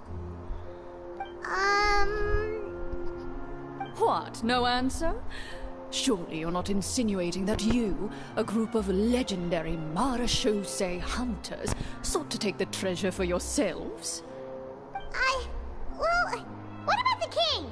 Is he just gonna let this guy talk for him the whole time? clad in his magnificent robe, the king remains seated, with his hands resting on either side of the throne. His posture is rigid and unmoving. He stares forward with an empty look in his eyes, completely unmoved by the events before him. Is he dead? From the look of things, could the Prime Minister be the evil sorcerer?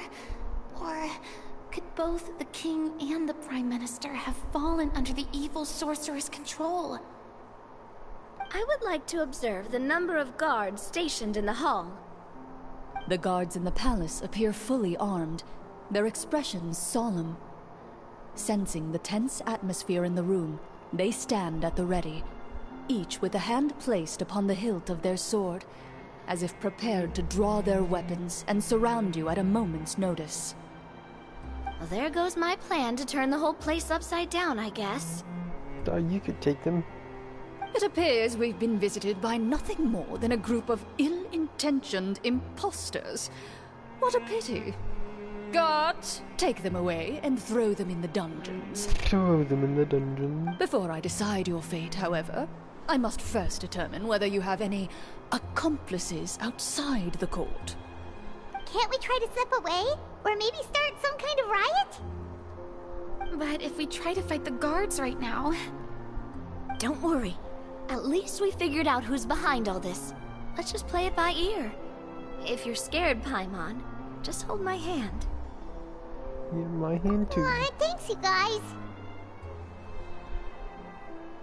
You allow yourself to be led away by guards surrounding you on both sides.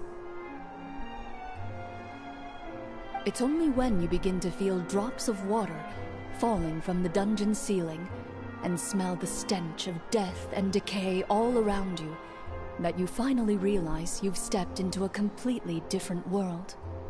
Stay here, and don't try anything funny. The guards lock the cell door and leave without looking back. Wait, sir! Your voice echoes through the dark hall, but the only response you receive is the sound of water dripping from the ceiling. Drip, drip, drip. No! What should we do now? Carve out a new path of fate with our own two hands, of course. I draw my weapon. You reach toward your waist, but find nothing there. You now recall that your weapons were confiscated before the guards locked you in the cell. The bag of treasure along with them. What about that knife I hid in my boot? When did you hide it in there? When I was thinking about digging a tunnel. Rejected. You failed to inform the GM of this course of action. Moreover, the guards would have conducted a thorough search before throwing you in prison. That's unfair. And the keys to the cell aren't anywhere to be seen? Correct. You don't even feel a lock hole on the cell door. How do you put it? Well, there goes all our plans. Indeed. Huh? Why are you the one saying indeed? Because that statement holds true for me as well. This is where the script ends. What? But that's a terrible ending! Generally speaking, this should be the point where the scriptwriter gives the players some kind of hint, or gives the GM some kind of code for how to move forward. I mean, maybe they just really wanted us to be immersed in the feeling of being in prison? Like, they'll only show us the way out once we've grown truly and utterly desperate? That is a possibility. If only there were desserts and tea in real prison. Oh wait, guess it's kind of how the Fortress of Meripede works if you're lucky. Oh, before I forget, Navia, the short sword you had with you earlier. I took a closer look, and the craftsmanship doesn't appear to resemble anything from this era. If I remember correctly, that style was last in vogue several hundred years ago. Wait, Clorinde said that sword used to belong to her master, right? Does that mean her master has been alive that long? Yeah, impossible. I doubt it. The way she went about things often made her seem childish more than anything. I'd say the sword was most likely an heirloom passed down over time. Hang on. A precious heirloom passed down to you by your master. And you gave it to me just like that? You weren't worried I might lose it? Nah. Master left many things to me when she disappeared. There was the sword, an old key, and a good amount of junk she probably just didn't want to take with her. I gave you the sword back then, because I didn't want our friendship to end. Wait, when did this happen exactly? After the duel. Between Mr. Callis and myself. Before that, Clorinde would have meals with us and even stay over at the Spina some days. She was on great terms with Papa as well. After the duel, though, there was a period of time where we simply didn't know how to face each other. She entrusted this sword to me, and never came back.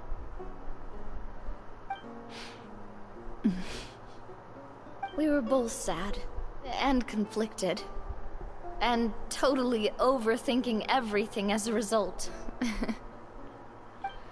Whenever I looked at this sword, I couldn't help but wonder if Miss Petronia had never introduced us to each other at that picnic. Maybe part of the sadness I was feeling could have been avoided. Womp womp. Back then, it felt like I hadn't just lost a father, but a close friend as well. No one can change the past.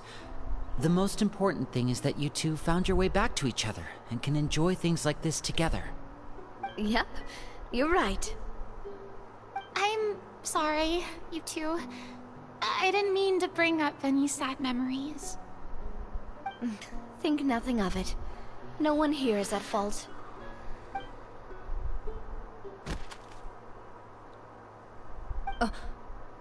Huh?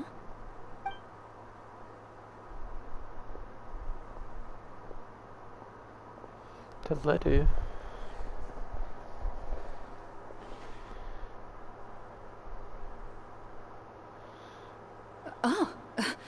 Looks like the next part of our script is here. Perfect timing. The situation was really starting to get desperate. And not just because of the prison thing. From Corinne's face, I really can't tell if it's good news or bad news.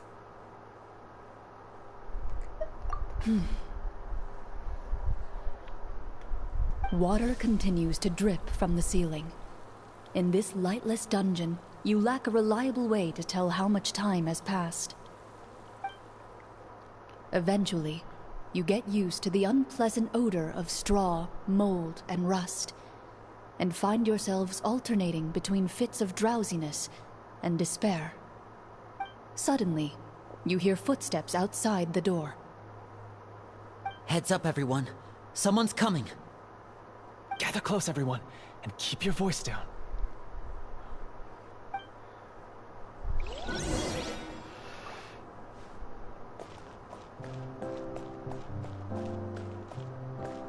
Who may be? Who are you? I work as a guard in these dungeons, but my true identity is the same as your own. I'm also a marechaussee hunter. Huh? Yeah? Shh. I've already sent away the other guards, but if we make too much noise... I understand, but how can we be sure we can trust you? The king has issued a formal decree. In light of the irrefutable proof of your crime, you're to be executed before tomorrow's sunrise. If you want to escape, it has to be now. Executed? We barely did anything! Monsters appearing at the same location as the treasure. Could this entire thing have been a trap? There will be time for speculation once we're out of here. As for my identity, I have no way to prove that to you just yet. Infiltrating the capital was difficult, and finding a chance to speak with you has taken a lot out of me. I could go on, but I think we can all agree that now is not the time for details.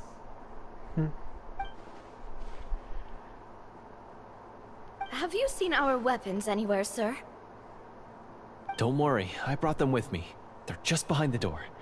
Still, these weapons alone won't be enough to defeat the true enemy behind the scenes. His faction is too powerful. The guards are all under his control, and he's even stationed a number of golems in various rooms throughout the palace. To defeat him, you must find a secret vault. It is said that within that vault, the Marechaussee hunters of the past left behind a treasure with the power to defeat the sorcerer. It's huge. You're not coming with us? No, I'll remain in the dungeons to deal with the guards. I'll try my best to distract them so they don't go after you. As long as my identity is not revealed, I'll be able to aid you when the final battle comes. In that case, please stay safe. Thank you for your concern. I will do my utmost. As for the location of the vault, here, this map should lead you there.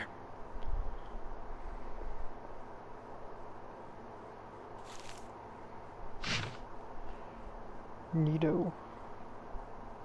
Got it. All right, once I open the door, remember to stick close and refrain from making any noise. I'll lead you out of here as quickly as possible. You now have the chance to restore the honor and legacy of the Marechaussee hunters. So please, get out there and reclaim what's ours. And be sure to exercise caution. Yes, sir. With the help of the guard, you successfully escape the dungeons. Your sense of despair and anxiety both seem to fade as you continue your quest.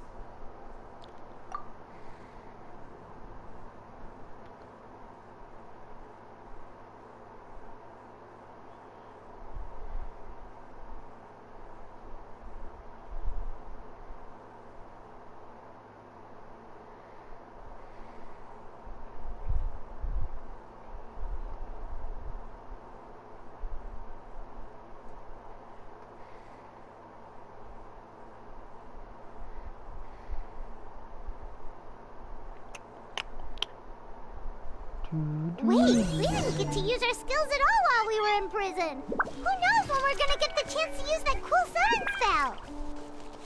That is a pity, but we can only continue to move forward. Come on, I want to use that cool summon.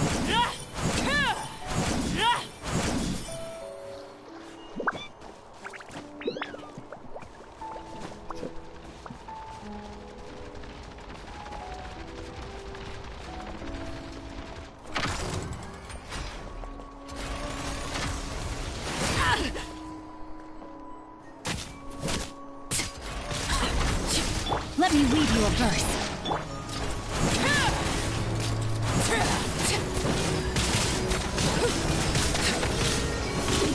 Oh, lift up. I will have order. Wrong button. Gather.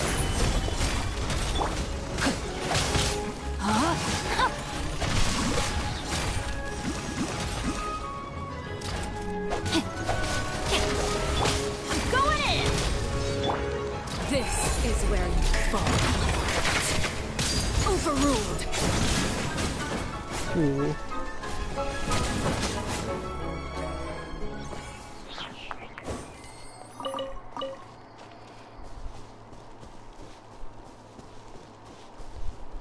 Where is thing? This is not actually here.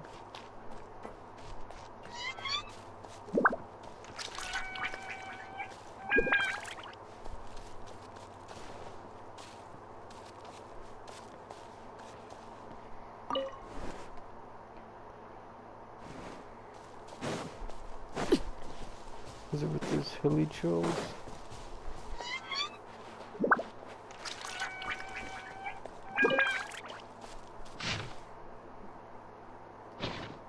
Okay, it's up here.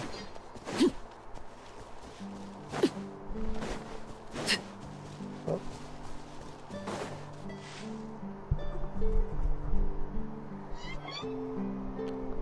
This should be the place marked on the map. This bit of rock certainly looks suspicious. Indeed. Well, I'd say an investigation's in order then.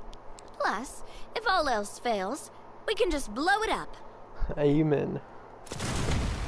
Kaboom. Wow, you really meant that. Yeah. Before you lies a serene stretch of open water, its surface shimmering a brilliant shade of sapphire blue. Well, guess this means it's time for a swim. Yes, sir.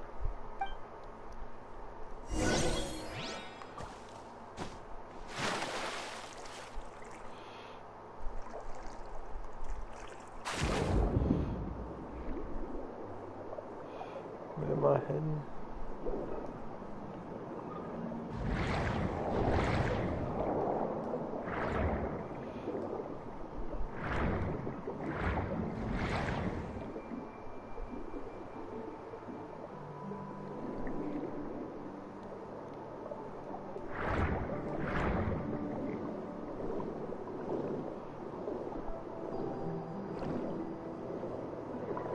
Here we go.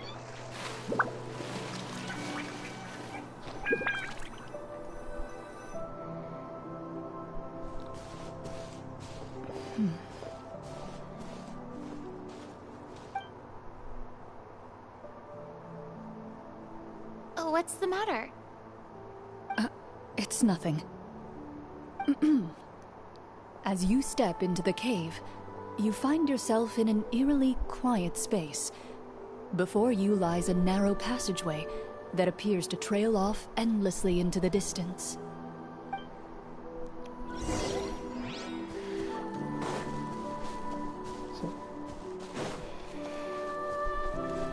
I like this music. Wow, this must be where the treasure is hidden.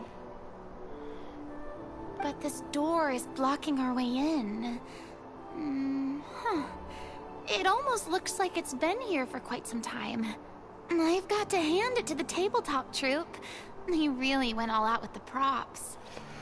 Yeah, they really did. Huh. What have we got down here? A kind of mechanism connected to the door? Ah, it looks like we might have to arrange it into a certain pattern. A pattern on a stone door. That's something Master mentioned before.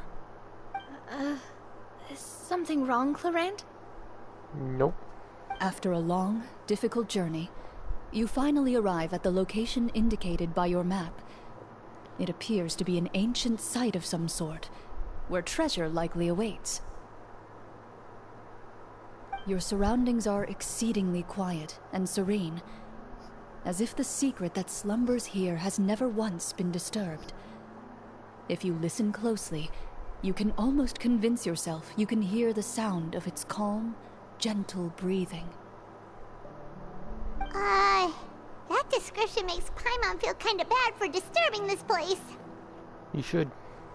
We're doing this for the sake of the people, to free them from the evil sorcerer. I say it's time for this treasure to once again see the light of day.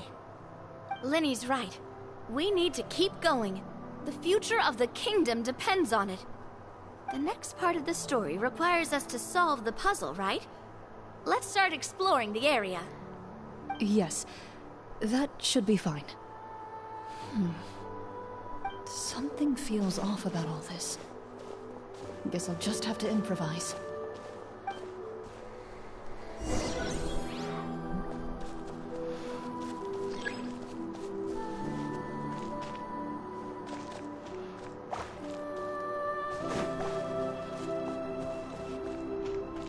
Oh, there's another one over here.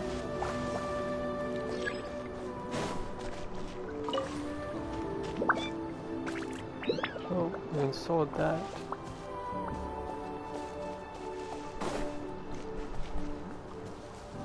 Now what do I do? I found something! Good job, Nadia. Found something here, too.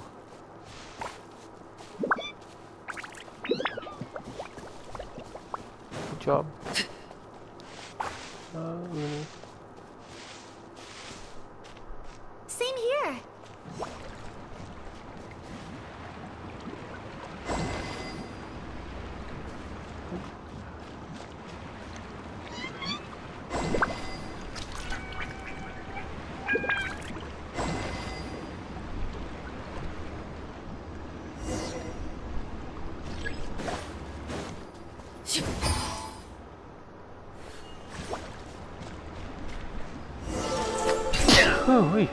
Excuse me. It's huge. Just too good at this game.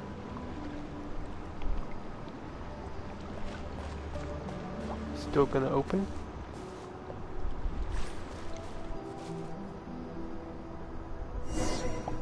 Okay, I was about to say.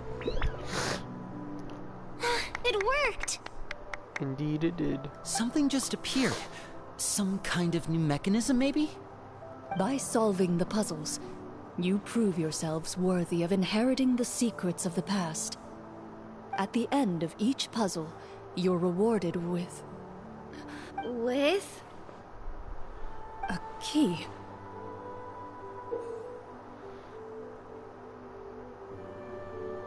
Oh, it must be the key to the big door. This is one of the Marechaussee Hunter keys that are passed down from generation to generation. It looks just like the one Master passed down to me. It is said that 4 keys in total are required to form the final, complete key. And it seems like we just collected 3 of them. That must mean... Huh? What's wrong? You hear a few strange noises. Suddenly, all the torches in the ruin go out at once. Huh? What's going on? Did we fall into another trap? For the sake of immersion, please close your eyes, everyone. Without the torches, the space is now completely dark, and you cannot see anything.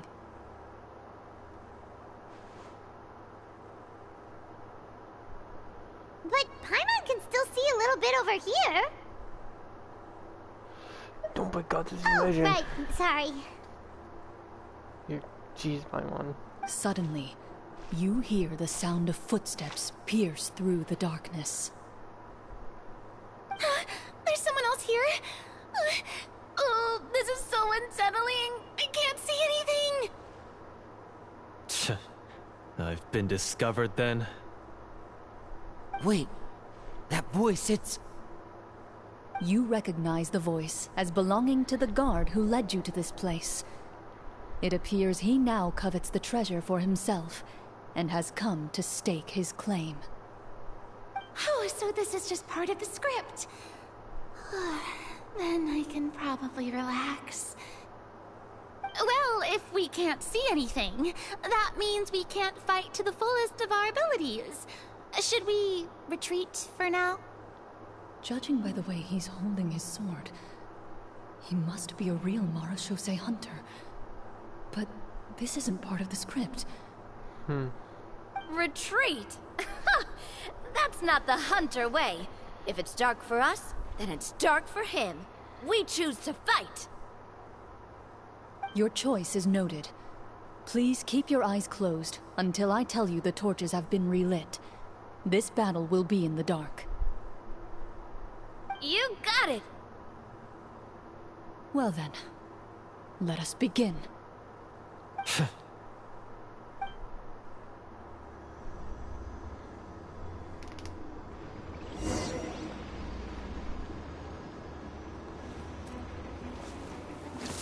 This should be Where easy. evil lurks, shoot on sight. I'd like to try to hit him with my sword.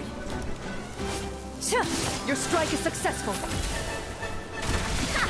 You're facing a veteran Marechaussee hunter. You don't stand a chance.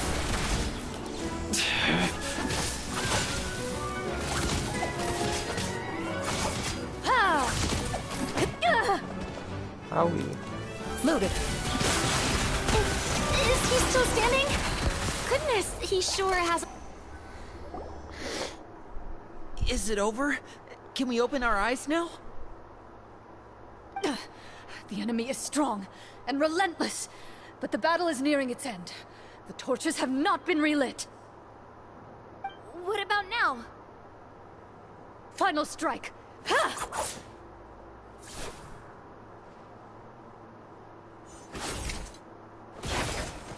KO.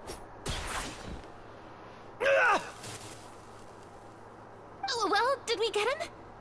Indeed you did.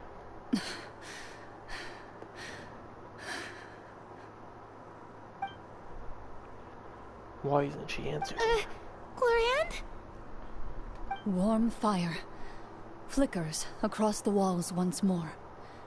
Your vision is now clear. In an impressive display of courage, the four of you successfully defeat the uninvited guest. That look in his eyes. It's like he became an entirely different person as soon as I defeated him. Huh? Mr. Florian? Oh, wait. We're supposed to be role-playing. I should stay in character. Speak your name, guard. Why did you lead us here just to betray us? Is this treasure really more important to you than bringing peace to the kingdom? What kingdom? What peace? Those were nothing but lies! I, Florian, am a true Marechaussee hunter, descended from hunters of ages past. So he's also using his real name. Or, wait, was that the name of his character from the very beginning? Then I'm even more confused. If you truly are a Marechaussee hunter, shouldn't you want to help us just like you said before? Shouldn't we fight together for the sake of the people? What do you know? In this day and age, there's no glory to be had as a Marechaussee hunter. What's that supposed to mean? My skills were passed down to me by my father. We lived a life of obscurity in the remote wilderness. Still, he devoted everything he had to being a Marechaussee hunter. And what did he get in return? A life of poverty and pain. In a world that forgot all about him. When he died, not a single person came to mourn his passing. The Marechaussee hunters were the ones who saved this city. We're heroes. We deserved more recognition and respect than this. Is he talking about how no one in the capital seems to remember the hunters and their legacy? I didn't expect the script to contain this level of social criticism. So that's why you want to take the treasure for yourself? You feel like you're owed fame and wealth? If you already knew where the treasure was located, why didn't you just come down here and take it? Because I still needed the final key. Only a true Marechaussee hunter is capable of passing through this final door. As someone who sought to hurt others for his own gain, Florian lost that right long ago. Okay, but what is this treasure anyway? We've got all the keys, right? So can we just go in and take a look? You're sure you want to go in? We've been talking about it for so long. Of course we want to see what's inside. And we've already defeated Florian, right? So he won't try to take it from us anymore. Pesky brats. Watch yourself. Then let's open the door together. Indeed. All right. Your choice of action is confirmed.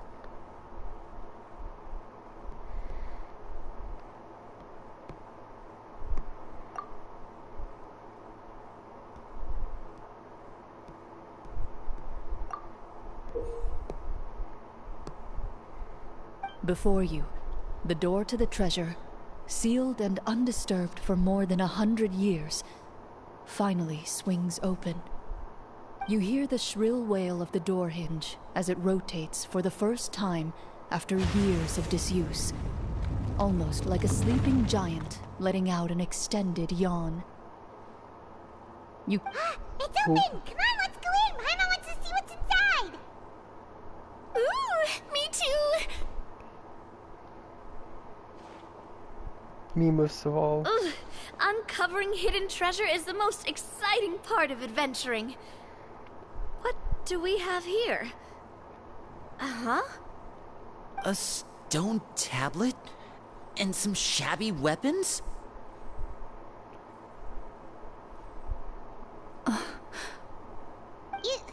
You call this a treasure vault? Looks more like an abandoned warehouse. That's disrespectful. Maybe the troop ran out of budget at the end? They provided a super immersive experience experience at the beginning only to drop the ball at the most important part? They could have at least filled this place with cardboard Mora or something. Wait, I get it now. Paimon, this is the real Marashose Hunter treasure. The friends we made along the way. Huh? This is it? The Marashose Hunter treasure is just a stone slab and some broken swords? I can't believe it. I refuse to believe it! You okay, Clorinde? Whoa, are you okay? The Marashose hunter before you appears to suffer a serious mental breakdown. He needs to leave the room for a moment to collect himself. One of you seems to understand the significance of the treasure already. If the rest of you wish to follow suit, you may remain here in the meantime and explore your surroundings. Yes, I showed you that.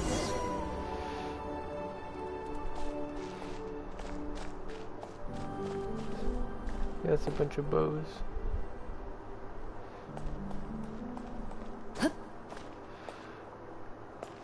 Yeah, I can't talk to traveler.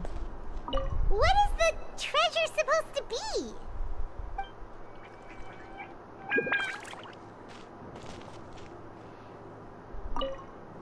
The old and broken weapons.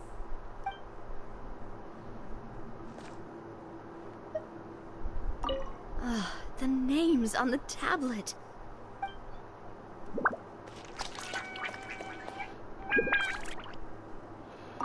Walter. Walter White.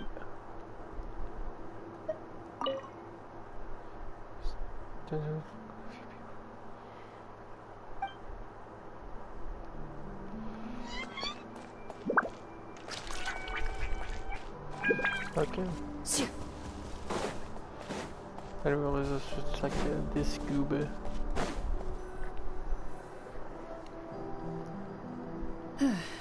So, how are you doing? Feeling any better? What just happened? Do you remember how you got here? Or what happened to your body just now? I remember now. I brought you here because I wanted to... The explosives in the cave! You mean these? Huh? How did you... I could tell something was off the moment I stepped into this cave, so I kept an eye out. I've already dismantled the whole thing. So the strongest champion duelist in all of Fontaine saved the day once again. Guess I shouldn't be surprised. It would seem your skills as a Marashose hunter are as sharp as ever. I deserve some answers, don't you think? Tell me why you wanted to lure me here. Everything you said earlier sounded like the truth. Luckily, your monologue was dramatic enough to convince my friends you were just role-playing. I don't know. I just always felt like there was something in my heart that didn't belong to me. Something agitated and angry. Who knows? Maybe it was my own anger all along. I could never really tell. The feelings about my father and the other Marashose hunters are real. It just wasn't fair. I was angry, bitter that no one remembered them or praised their accomplishments. I don't know when it started, but at some point, my anger came to completely consume me. At that point, I remembered the legend my father used to tell me. The one about the treasure. But if the treasure was all you cared about, why plant all those explosives? Wouldn't they just destroy the treasure and bury you along with it? I can't remember. My head is a mess. It felt like there was this voice telling me to eliminate the hunters, but now it's gone. From your description, I suspect you were dealing with a Devorator. Devorator? Oh, your master...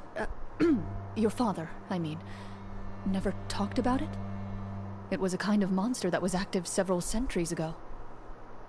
No, I've heard of it. I'm just not sure why you suddenly... Wait, it can't be. The seal! The seal? My family has served as Marashose hunters for many generations. But the title and swordsmanship weren't the only things passed down over our line. There was a seal as well. My father instructed me to always watch over that seal and maintain it regularly. He said it had been passed down over a truly ancient age, and protecting it was our clan's most important duty. But I neglected that duty after he died. I finally decided to come down and check on it one day, and that's where my memories become fuzzy. The Devorator would be a formidable adversary for any mortal being, even ones as capable as the Hunters. If you lacked the power to completely destroy it, you could easily fall prey to its influence and corruption. In light of this, some Marashose hunters chose to seal the Devorator away, in the hopes that a permanent solution would come with the passage of time. I heard it has the power to amplify the obsessions and desires in people's hearts, to the point where they overtake you entirely. It would seem I'm not just lacking in skill with a blade, but in mental fortitude as well. And yet, you were able to retrieve 3 of the 4 keys. If I remember correctly, each was entrusted to a respected and capable hunter. How did you manage it? One of them belonged to my father. The second I stole from a different hunter. And the third... was one that I snatched while the person was on the way home from the tavern. I nearly died in that alley.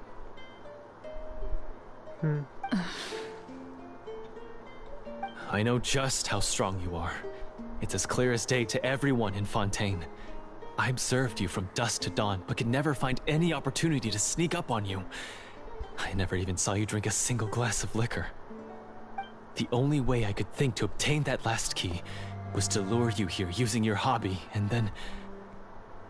Oh, I get it now. That monster, it wanted to bury you here alongside the treasure. I won't comment on anything else, but the script was good. Well, I did pour my heart and soul into it. The stories my father used to tell me about the glory of the heroic Marashose hunters, and how they came to be forgotten. It's more than just a story. Huh? You're proud to be a hunter. You're still holding onto that part of yourself, no matter how small. I have done so many despicable things. I have nothing to be proud of. Then explain the purpose of the evil sorcerer in your story. Huh? Isn't he the true antagonist? The one who sought nothing but his own gain, and used the people as pawns to attain it?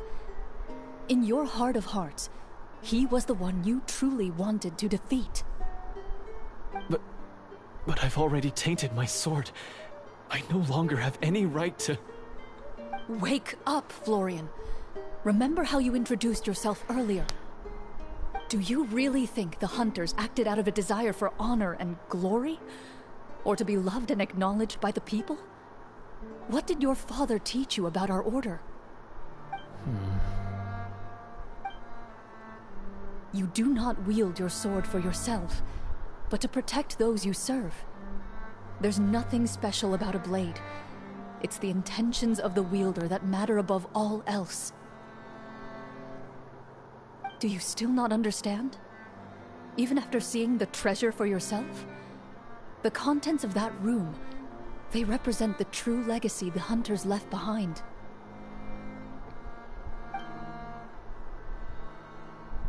You're right. I am a Marashose hunter. It's time for me to redeem, no, to finally serve the people I vowed to protect all along. I wouldn't be so quick to push aside the need for redemption. I know. That's a charge I won't bother to defend myself against.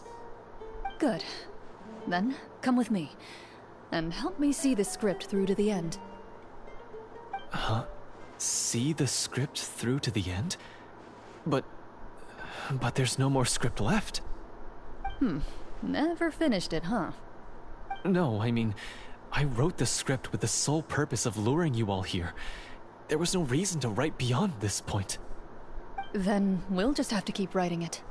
The evil sorcerer still needs to be defeated. You mean the Devorator?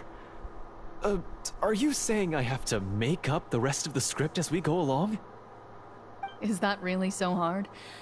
You've already written most of it. Surely you can write an ending where the hunters win and justice prevails. I'll be there to help you too. You aren't afraid your party will fall into danger? I know what my friends are capable of, and they're all quite skilled. Besides, I need their help.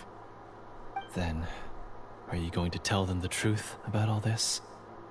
I don't intend to spoil the fun. Sometimes, protecting dreams and fantasies is more important than exposing the truth. Don't you think? Indeed. Meet with the others.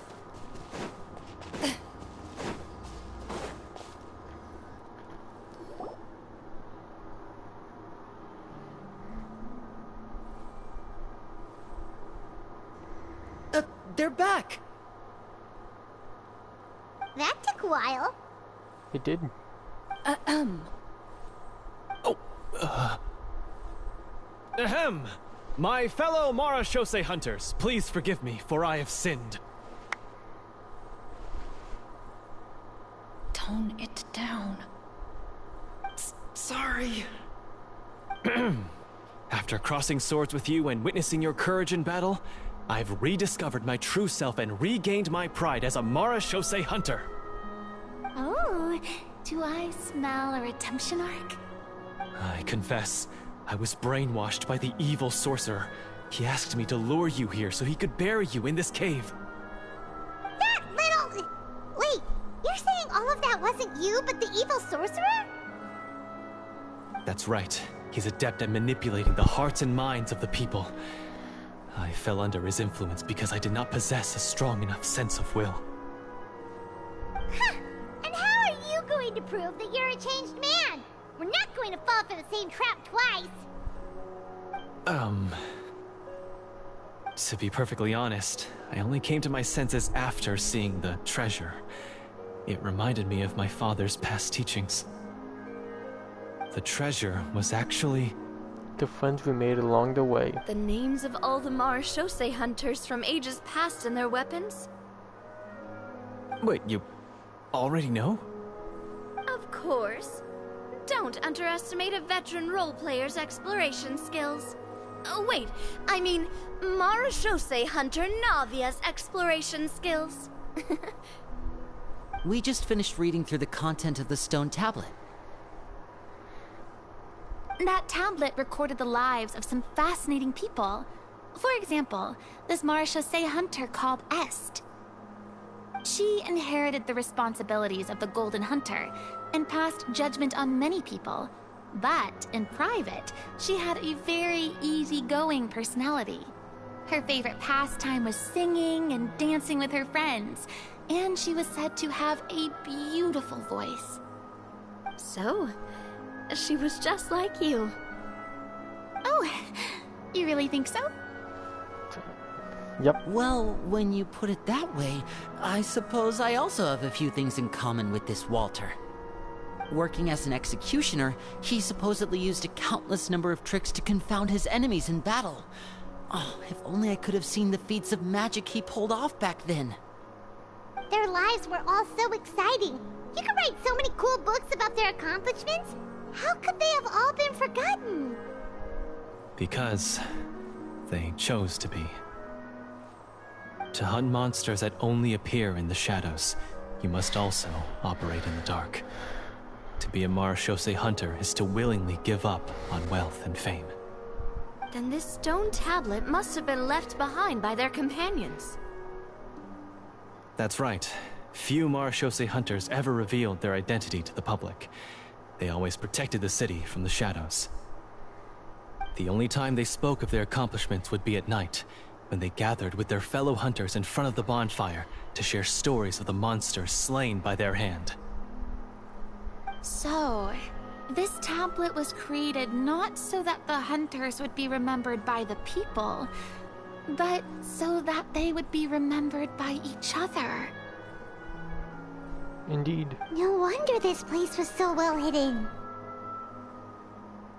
You regard the stone tablet in solemn silence. The names of your comrades etched onto its surface serve as a reminder that you are never truly alone. The tablet proves that, although a hunter walks a shrouded path, it is not a solitary one. There will always be those who walk beside you, a fact that remains as true today as in ages long past. Their legacies shall continue to be passed down from generation to generation, as everlasting as the stone onto which their names are carved. Father, you once told me that I should seek out the treasure if I ever became lost. So this is what you wanted me to find. I've decided to trust you. Thank you, my friend. You are very kind. No need to thank me. I implore you, everyone, please give me a chance to make up for all I've done. Allow me to fight alongside you and defeat the evil sorcerer that threatens the peace and prosperity of everyone in this kingdom.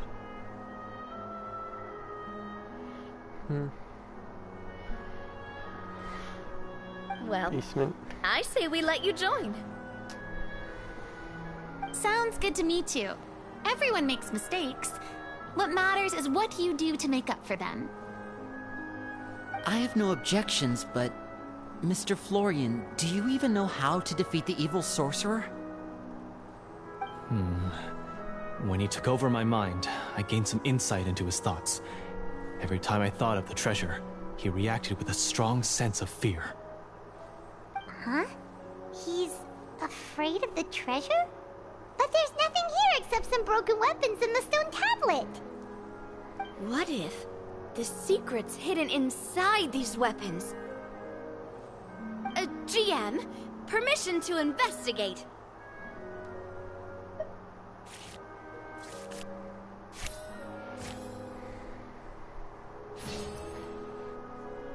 At first glance, the weapons appear absolutely ordinary. But as you observe them, you notice a faint energy emanating from within. That's huge. These blades have slain countless monsters. Though it's been a long time since they were used in battle, their edges remain sharp, as if they're simply waiting for the next worthy hunter to carry on their legacy. So basically, take these with us, right? And I will carry on their legacy. I'll take this weapon, since it used to belong to Est.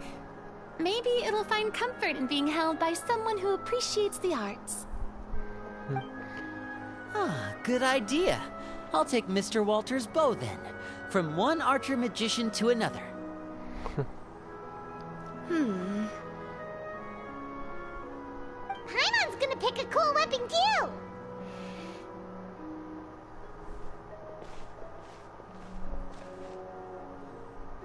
As you grip your weapons, you can almost feel the will of past hunters coursing through your being. It's a feeling of courage, determination, a silent vow passed down from generation to generation that says, eradicate the monsters, no matter the cost. Aye, aye, Captain.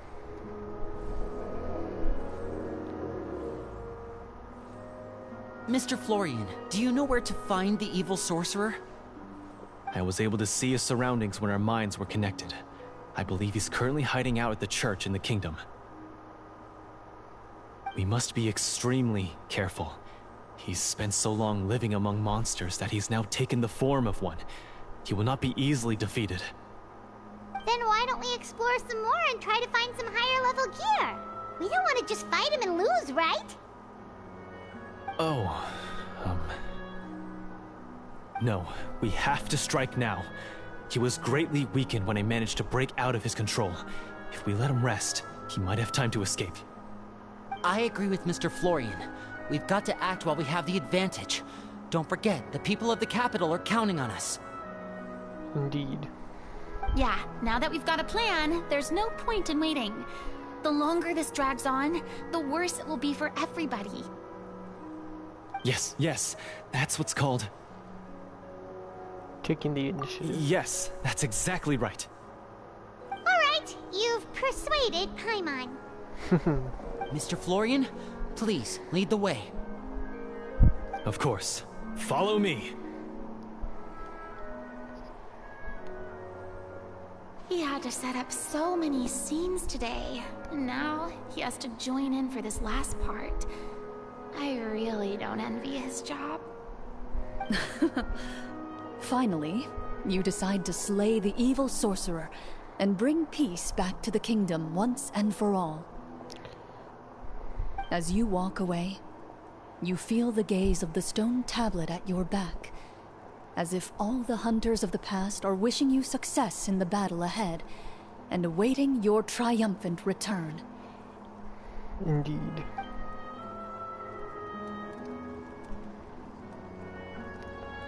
Ready to slay that beast. Where do I need to go?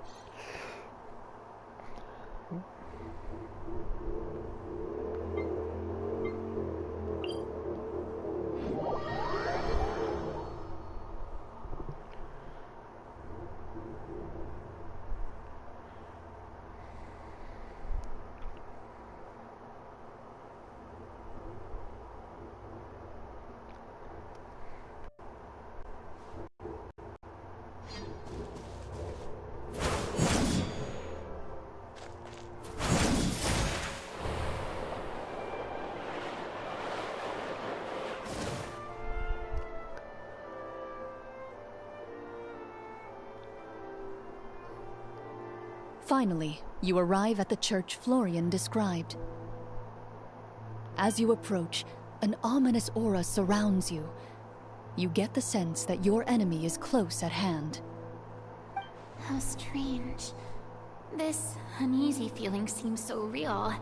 How did they manage that? Now, it is time for the final battle. Let's go! Let's.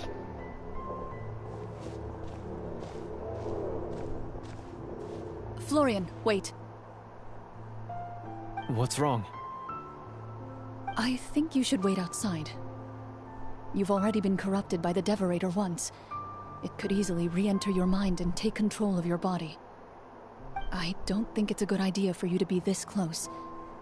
If it corrupts you again, it's possible you might take on a new form entirely. And that would be no good. That's exactly why I have to go.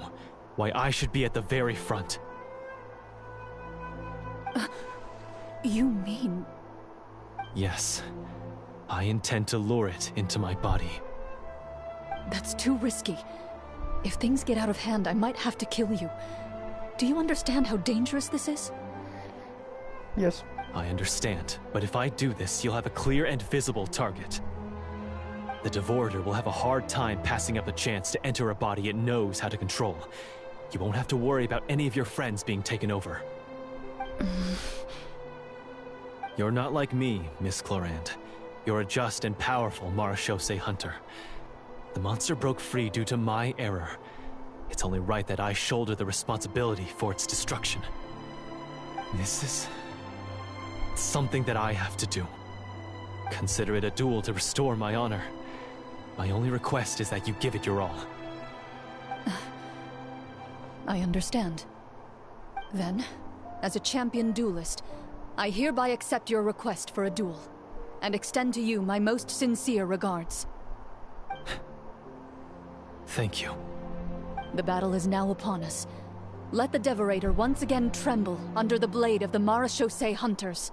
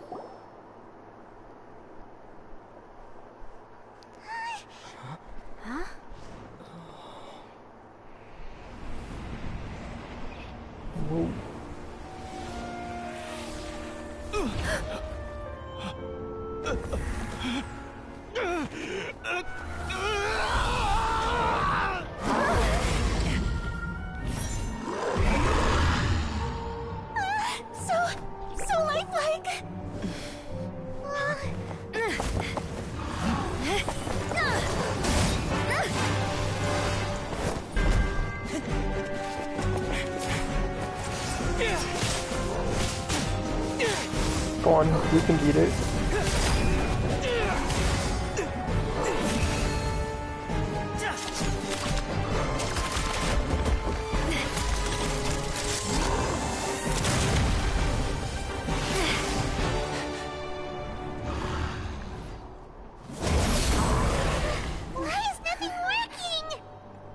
This foe is not invincible.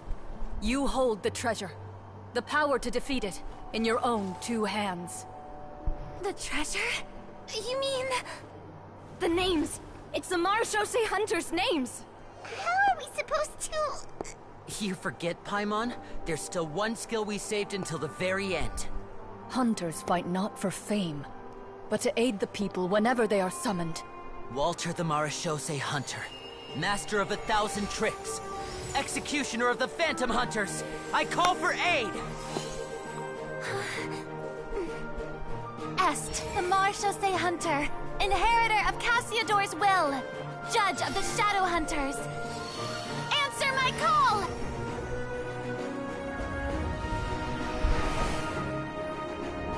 Petronia, protector of justice and order. The hunter I respect the most. Thank you for saving my friend, the best one I'll ever know. Please, lend us your strength.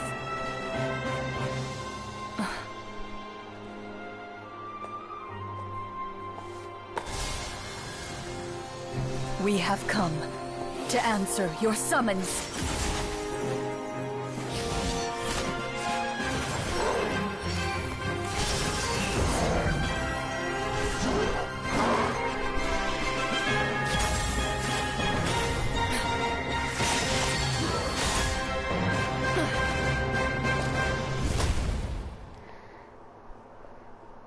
And so, the monsters were eradicated, and the sorcerer was defeated.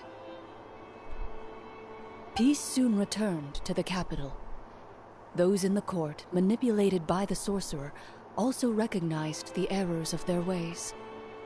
Some remembered the names of the heroes who saved their kingdom, but others simply continued their lives none the wiser. Such is the story of the Marechaussee Hunters. They pursue the phantoms in the darkness and exterminate all who pose a threat. They will always protect the city and those within it, even should all memory of their accomplishments be forgotten by the very people they serve. I am assuming we've finally reached the end of the script. Yes, you've reached one of the better endings. It's a pretty solid story overall.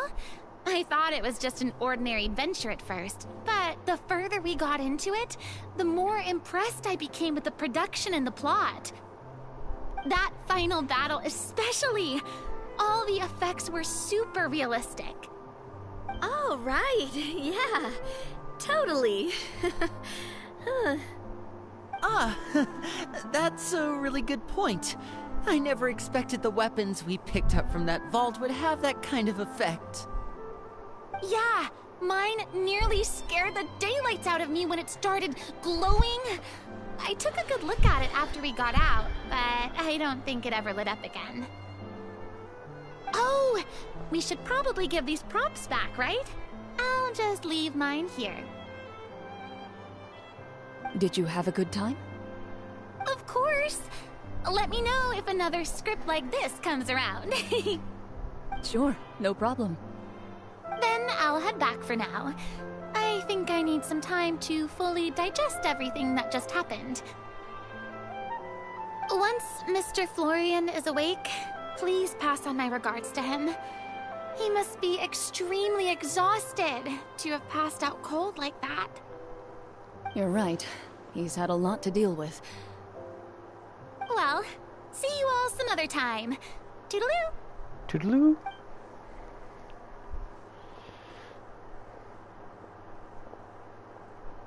Okay, so, can I ask now? I think it should be fine, yeah. What in the world was going on back there? So you saw through all of that? That time in the cave when you told us to close our eyes, It'd be weirder if we didn't notice anything. I was dying of curiosity the entire time. I mean, you did a pretty bang-up job of pretending nothing had gone wrong. Farina actually looked like she thought all of it was planned. Guess none of us wanted to be the one to break the illusion. What are you all talking about? Oh, wait. Don't tell me Paimon never... Oh, this is all my fault. It's not too late to cover your ears. Here, Paimon, I'll do it for you. Bit late for that, don't you think? You're saying everything that happened back there wasn't actually part of the script? It's probably more accurate to say this was never a real scripted story to begin with. What? So loud. My head. Hey, you! Get up right now and explain yourself! No shaking, please! Oh, my head.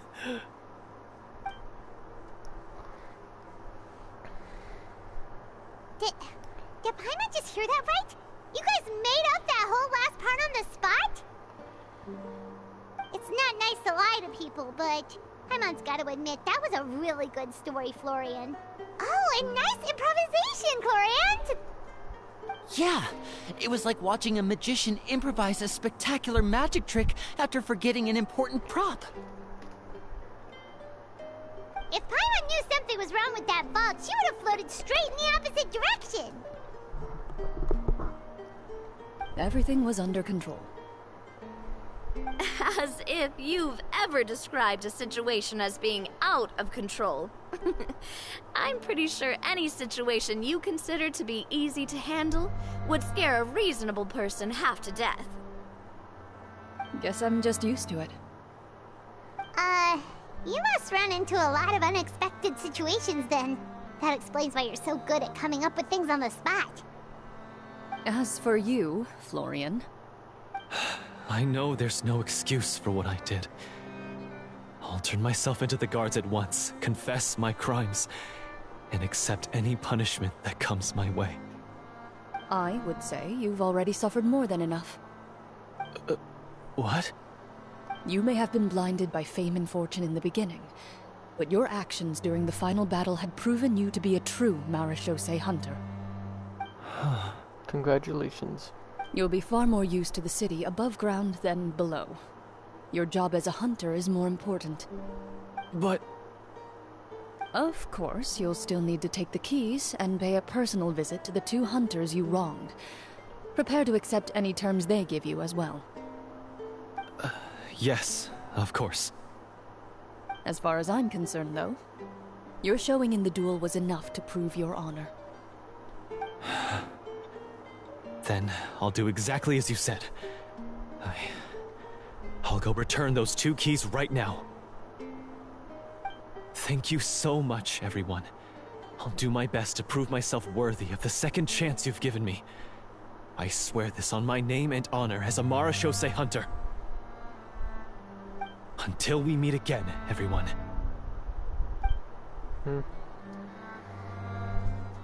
You exit the basement shortly after Florian.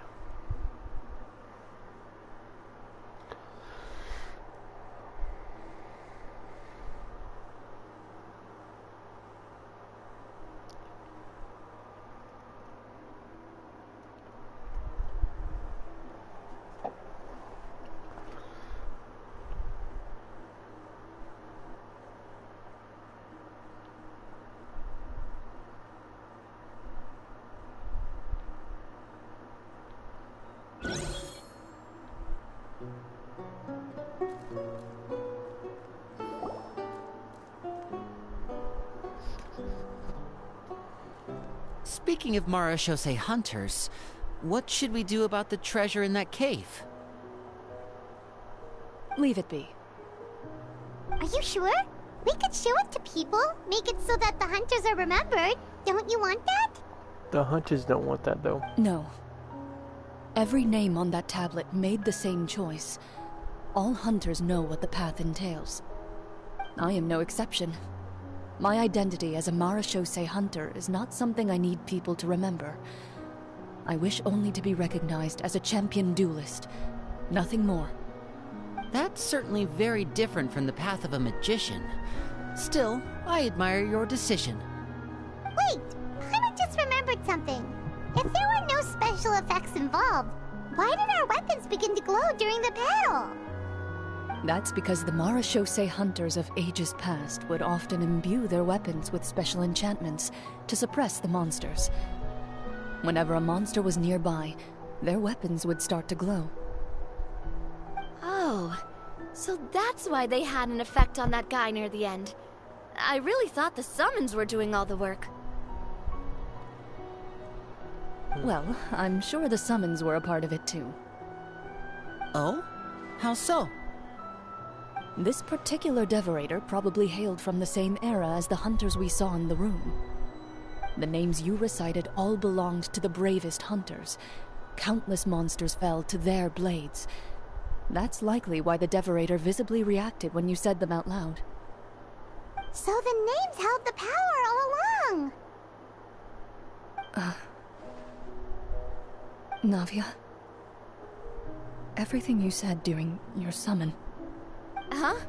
Oh, I meant what I said.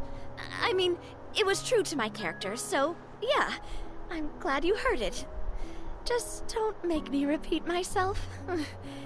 It's embarrassing. It's too embarrassing. I really appreciated those words. All right. Don't get all sentimental on me. Anyway, let's not talk about that anymore. I'm going to go on ahead. Don't fall too far behind now. She ran off! I should probably head back as well. This story was truly incredible. I might have to spend the whole night telling my siblings all about it. Goodbye.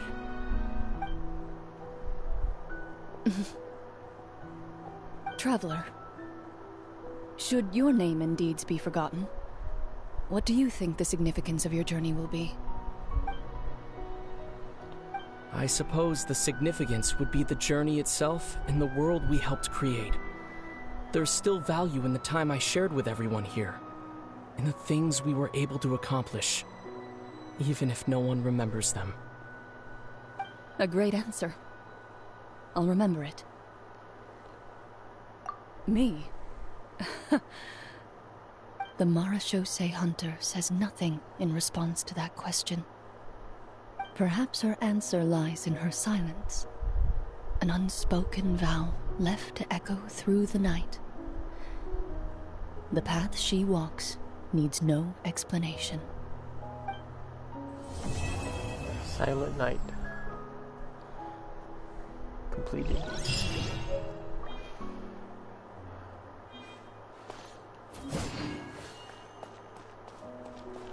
That was a fun story quest. Anyway, gamers, I'm gonna end this stream here. I love you guys, and I'll see you next time. Bye.